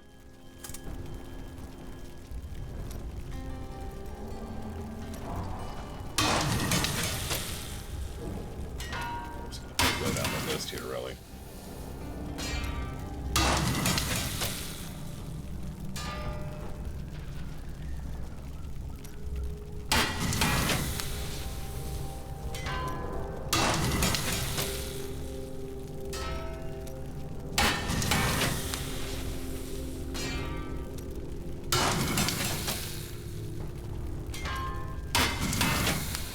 This is crafting. It's honestly pretty vanilla. I don't actually think it's negative worthy. The biggest problem with it is the fact that it's effectively been abandoned. Yaw. Just the thing. Yaw. That should help a bit. Yeah, crafting's there. Did you hear? The demons are on the run thanks to him. Good. Have you thought any more about retiring? Every time a battle ends, you ask me about retiring. Better than during the battle, I would think. She's got a point. You're going out. I've got some new items you might need, friend. Mom, what happens when you die? Akarat carries your soul to a peaceful place, my brave boy. And there is no more fear there. You will forget that you ever knew pain or loss. And your father will be waiting for us. I'm not gonna respond to that. They've just been toying with us. They could kill us anytime they want. They will not. Yeah. Now let's kill each other. I should mention, for those of you not aware, Akarat was just a dude. He was a cool dude, but he was just a dude. In the rewrite, he's voiced by my sister. Captain Hale told me that my dad died, saving his life. I'm sorry to hear that, boy. Thank you. Captain Hale says he'll help find a home for me back in Westmarch, if we live through the night. There will be more death on the walls, but I will keep you and the others here safe. You have my word. Why do I have to hit this every time? I was a fool earlier. Of course I want children. When this is all over, of course. Of course. I was thinking 2 boys. 3. I've always wanted 3. I'll do my best, Drian. Now you go back out there and do your best. Yep, she has to do her best. Alright, everyone, I need to get Prego right now. Line up. We actually know exactly who the Enchantress's master is. We'll talk about that in Reaper. Because that's where that story arc really comes to fruition. We just caught one of those devastators alone, embedded to the parapet with a dozen spears. Shame there's thousands more of them coming. Ray of bloody sunshine, aren't you? And she's a very, very weak goods here when we're under siege. Wizard, yes. Trying to understand Lunero's question there. I just found a dusty wine bottle stashed in a hole in the wall. This place was built by Kagus Deal, famed drunken architect. He has stashes all over the keep.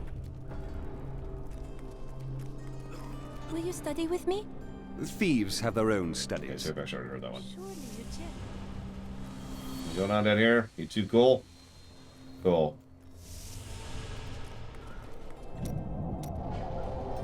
I remember standing before the Prophet. Okay, so we've already seen that one. And that one too. Okay.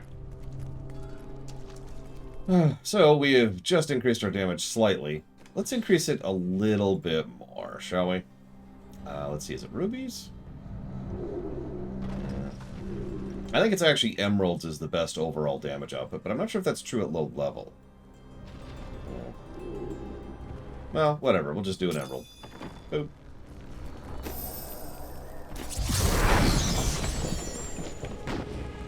Fulgrim says flat damage. Well, okay. We can swap that very easily. Give me my gem back, please. Thank you. I know emeralds are king because, I mean, I've played this game before. So anyways. Oh, let's actually change this around to switch over to... Let's actually switch over here. For this, we want to be over here.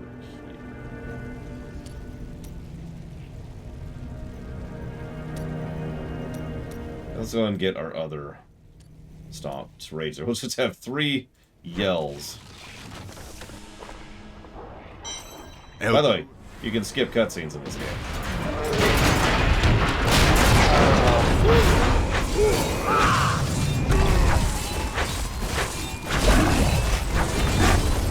Notice that we are back on Torment 1, as in the higher difficulty. It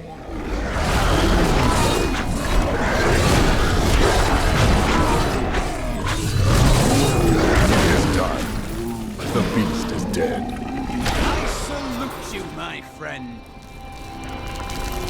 As we've mentioned several times, gear is a lot of your output in these games. The Siege Breaker is a monster of legends, of nightmares, and thin whispers in the dark. It is the most prized champion of the Demon Lords, because its massive size and strength could turn any battle in its favor. I wish I knew more, but alas, all who have seen it have perished. I come with urgent news. Leah has had another vision. A vision of twisted demonic towers and enormous hearts beating within them. I know of them. They are the Sin Hearts. Asmodan must have dredged them up from the depths of his realm to empower his legions.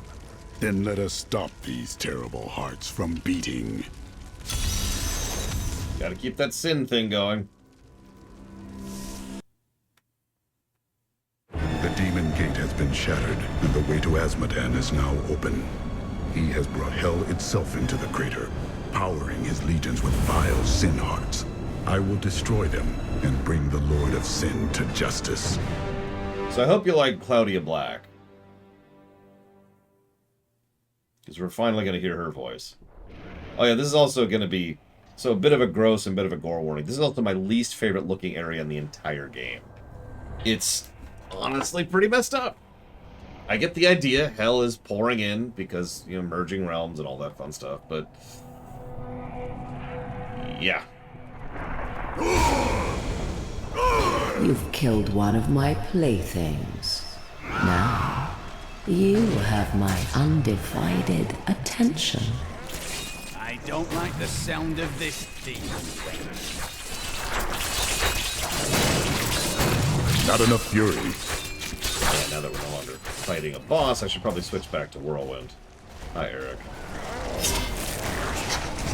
Maiden of Lust, I have need of your ample services. Drag yourself out of whatever carnal corner of the burning hells you lounge in, and bring your daughters with you. Be wary. The enemy has proven to be both cunning and strong. But the mortals have always been easy prey for you, have they not?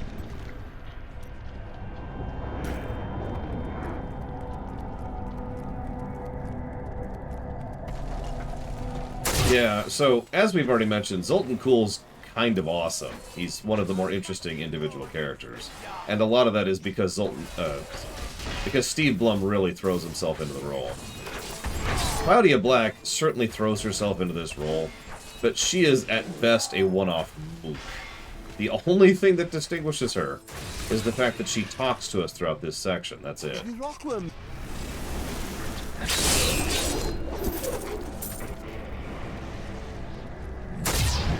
Oh, and if it's not obvious, she's Lust. I told you, we got a sin motif going on here. Back to hell, dog.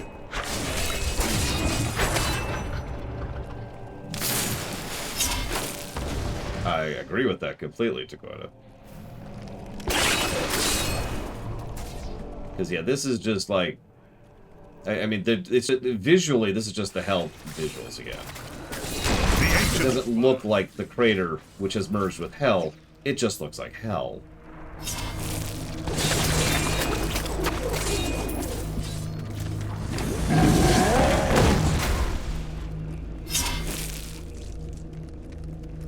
You tell me, Tim. And by Tim, I mean Justin. Sorry. Your names are both blue. What do you want from me?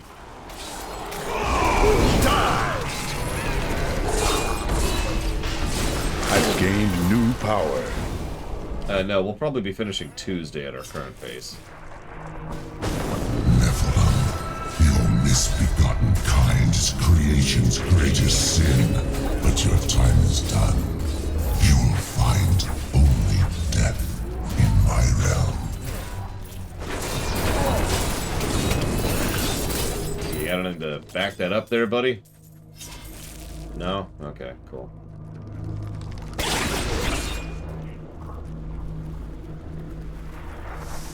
Maybe, Lunaruth. So you're probably wondering, where's this gross you keep talking about? Well, those are These poor things live in eternal torment. Yeah, they've just got, like, metal and superheated metal jammed into them, and the animation on them is unfortunately very well done to get across just how much pain they're in. Those are batteries, by the way. No, try accident. More fury. Or generators might be a better word, but you get the idea. The Heraldric Scrolls describe hulking phase beasts as sin made flesh. Asmodan granted them great power, allowing the beasts to shift in and out of sight at will. It is believed that the Lord of Sin only looses the phase beasts against uncommonly clever enemies who cannot be bested with tooth and claw.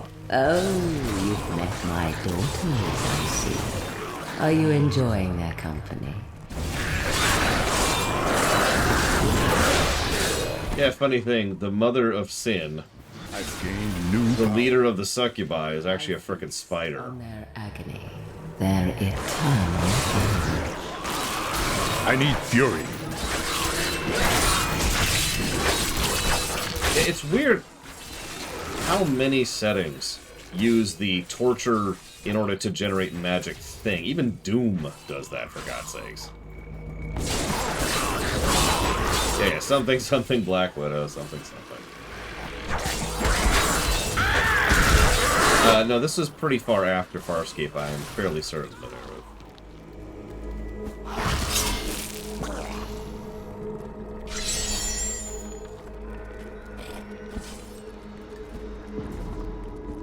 Also, they go with the same kind of pseudo-rock, organic-looking thing that was also endemic of Doom. Doom 4, specifically.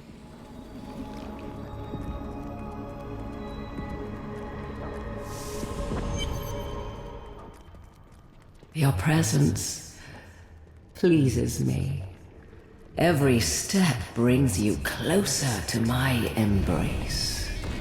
See, something like Cydia, which is her name, is the kind of character that would fit in perfectly in Devil May Cry, because Dante would just go along with it like, ah, yes, of course. I don't know, though. Do you really have what it takes to keep up with me? Or something ridiculous like that. And he would just turn it into, like, a thing. And she'd be trying to completely sincerely seduce him the entire time. And he'd just be laughing about it. Not literally laughing, just the way he would react to her. Excuse you?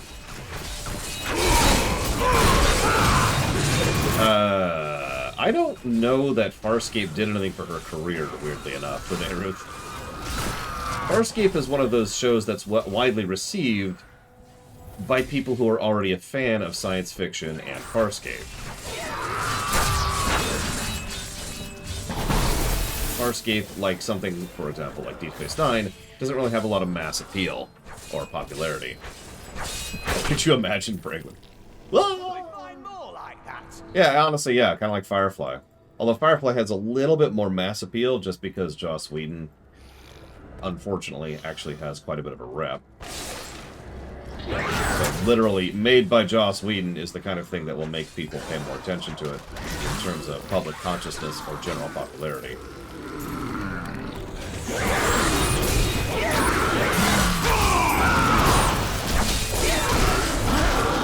You know what I mean, Huthor. By the way, hi, Huthor.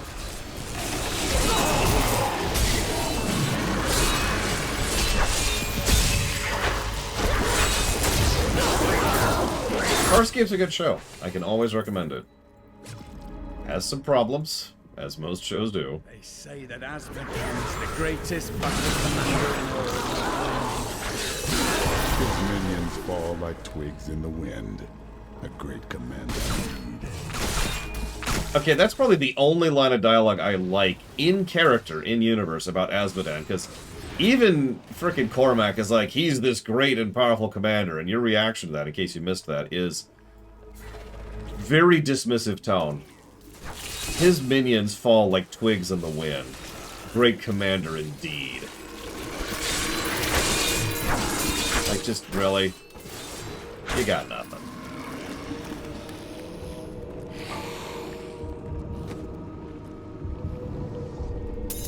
So anyways, I'm sure everyone in chat's like, wow, this place is really mild. I don't know, maybe I'm the only person who was really bothered by this place.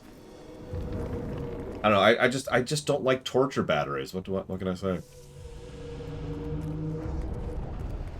All the pain and suffering you're enduring.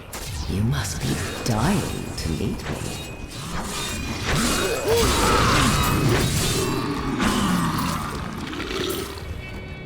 You'll also notice the further down we get, the worse they get. I've been trying not to show it off too much, because it is kind of disturbing.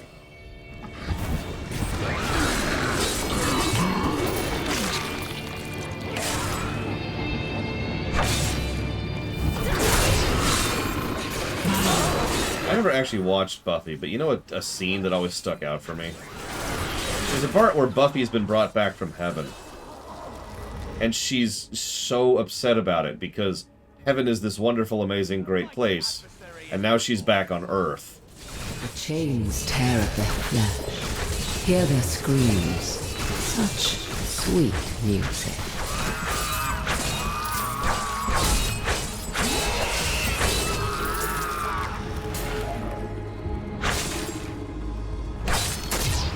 Another gross thing.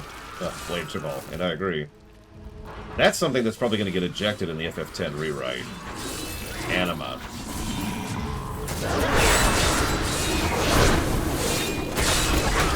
The tormented stingers may resemble giant scorpions, but in truth, they are molded from the bodies of human sacrifices. The demons twist their victims into the stingers' distinctive forms by slicing open their chests and vicious... Oh, you are so eager. I suppose I should introduce myself. I am Sadea, Maiden of Lust, Consort of Asmodan.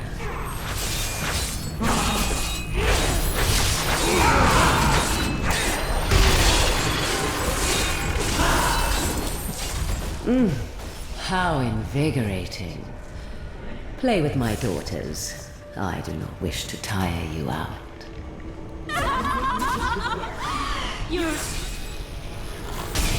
I didn't mean to kill her before she finished her speech. Sorry, lady.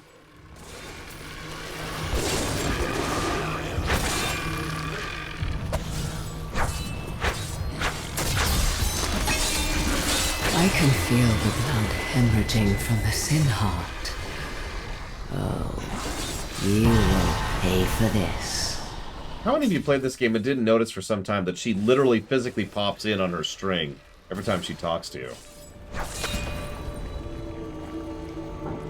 Do I think as a wandering spider who likes to torture people for energy and invigoration, that she's actually good at sex? No.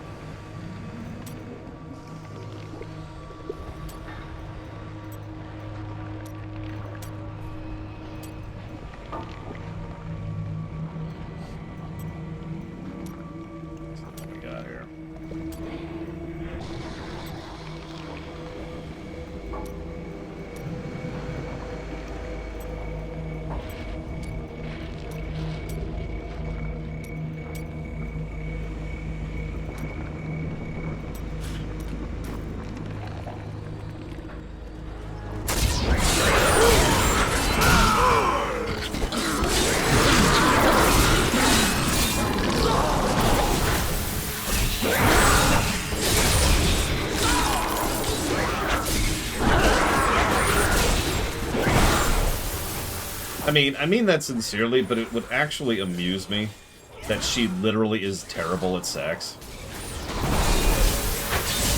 Like, just imagine that tidbit. Oh my god, I finally get to bed with a succubus. This should be great! And she's just awkward and doesn't know how to move, and the whole time the other person's just like, you're not enjoying yourself, dear. I mean... Is this your first time? Well, I mean, usually they die before I have sex with them. Oh, that makes sense. Hi, Blue Wolf Alex. So close now. So close.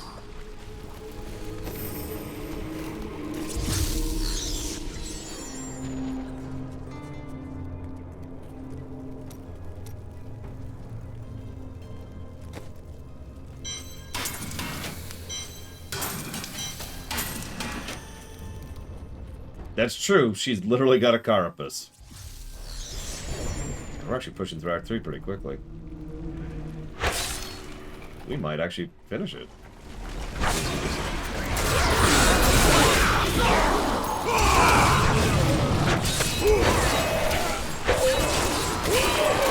I will not be denied. I blame the fact that we're playing a Barbarian for the fact that it's going so smoothly.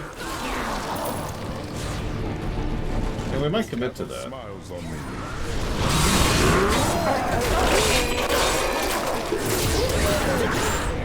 Not enough fury.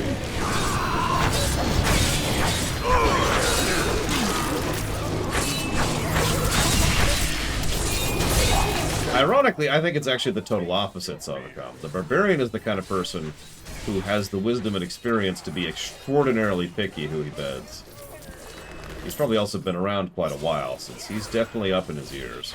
Especially if he's the same Barbarian that he is in D2, which is what is stupid, what should be true, even if it's not canon. God damn it, Blizzard. You have canon characters, use them. That's true, Blue Wolf Alex. I am, of course, playing on Torment. Not normal. If I turned this down to normal, we would blaze through this in, like, probably 20 minutes. We could probably do the whole act in 20 minutes, and all of that would be just listening to them talking. If I skip cutscenes, I could probably go much faster than that.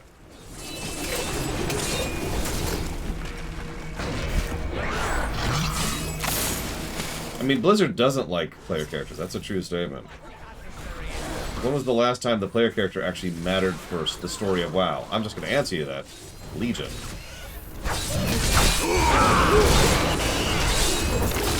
Glory to you. We have dinged twice just going through this particular floor.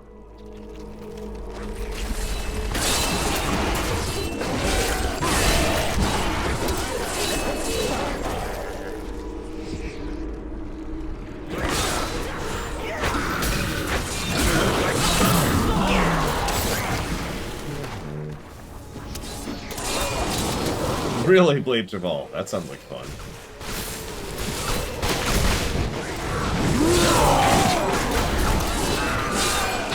Just realized I'm not sure which class I'm going to do that on. The ancients smile on me. Yeah, me too, Bragman. It's one of the things I like about FF14, and, coincidentally, also hate about FF14. I need fury. Every now and again, we're the main character in FF14, and it rocks. And then every now and again, we're just a bystander watching things happen in FF14, and it sucks.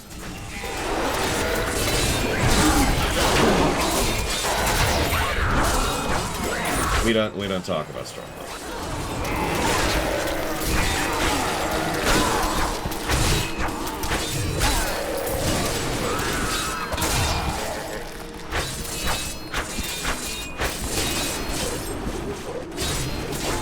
Yeah, my super mode has a 2-minute cooldown, which is why I'm sitting on it right now. I think we're close enough that I kind of want to save that for the upcoming boss fight.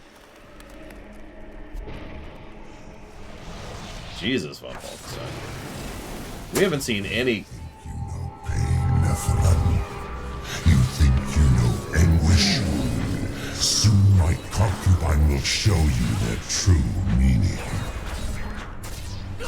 I mean, I couldn't do anything worse to... She can do anything worse to me than she's already done to you, buddy. You can take that however you want to. I do hope you're not in over your head. Hold your tongue, demon.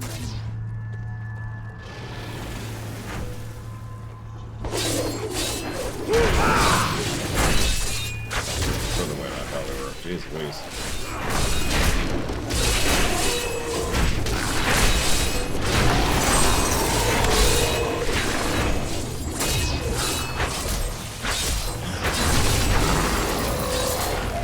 I really hope y'all like Asmodan in the rewrite.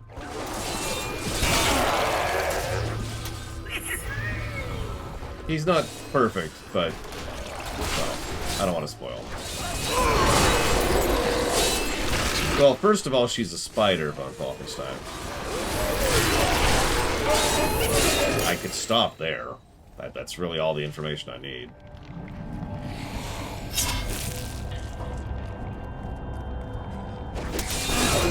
The ancients grant me strength.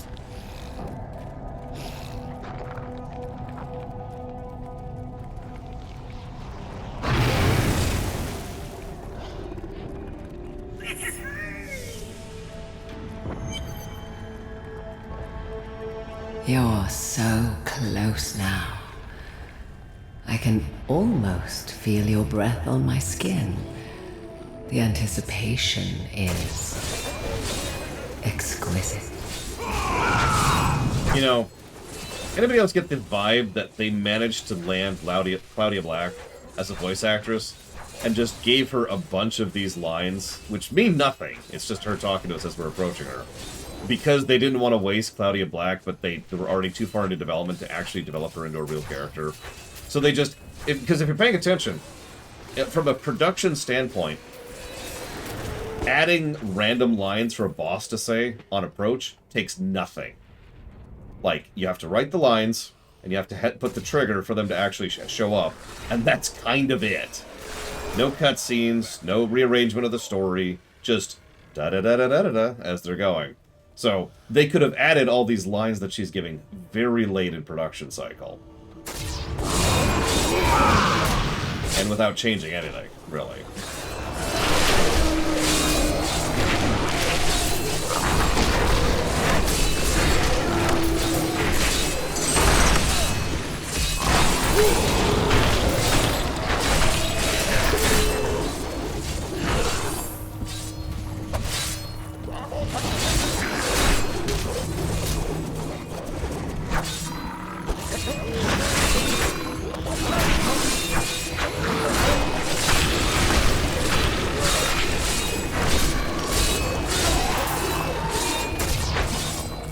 I remember the pink one on Falkenstein.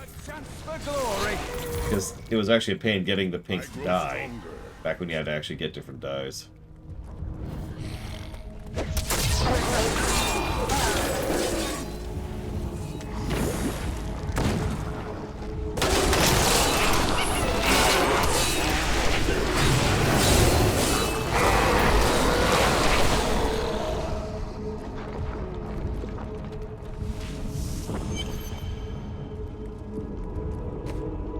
Probably not, Tim. Everything we've seen indicates the answer to that is a big fat no.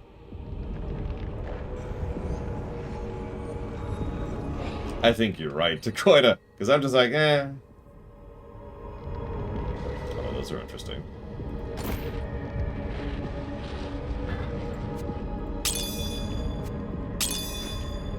No way. What am I in combat with? Oh, I'm in the boss area. So you notice, sorry, one other thing to point out. So I've been pointing out these poor tortured souls who are being tortured in order to fuel the area.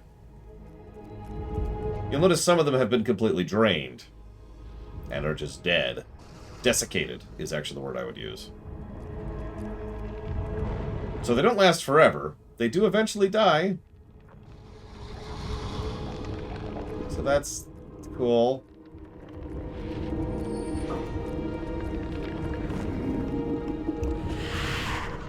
Oh yes, I've been looking forward to this.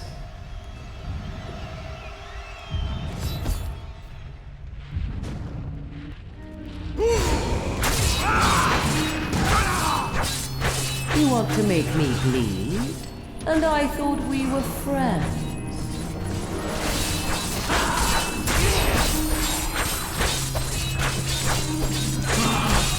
I fear I may have to take you seriously. Shh. I eat you now.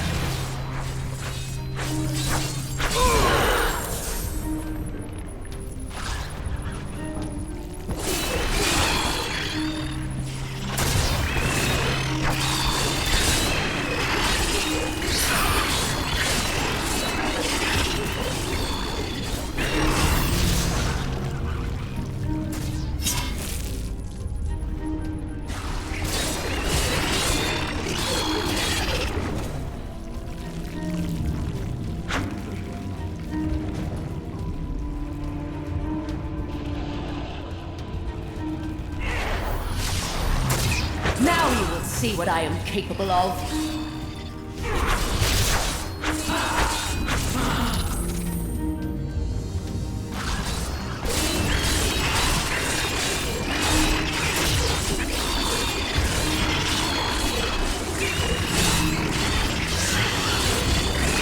For fury.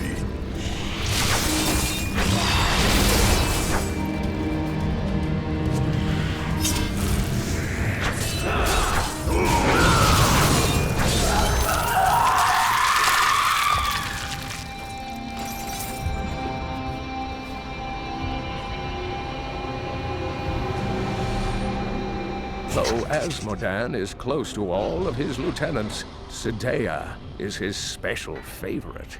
The Maiden of Lust is both beautiful and grotesque in appearance, with the torso of a woman and the legs of a spider. Her voice is said to be as smooth as honey, but she only speaks words of death.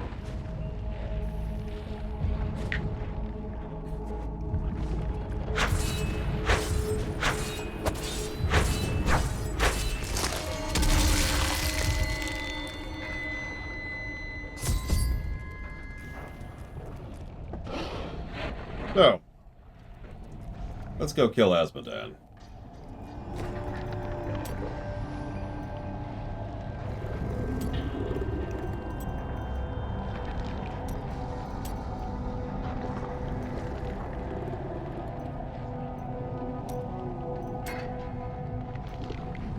Asmodan will not escape us.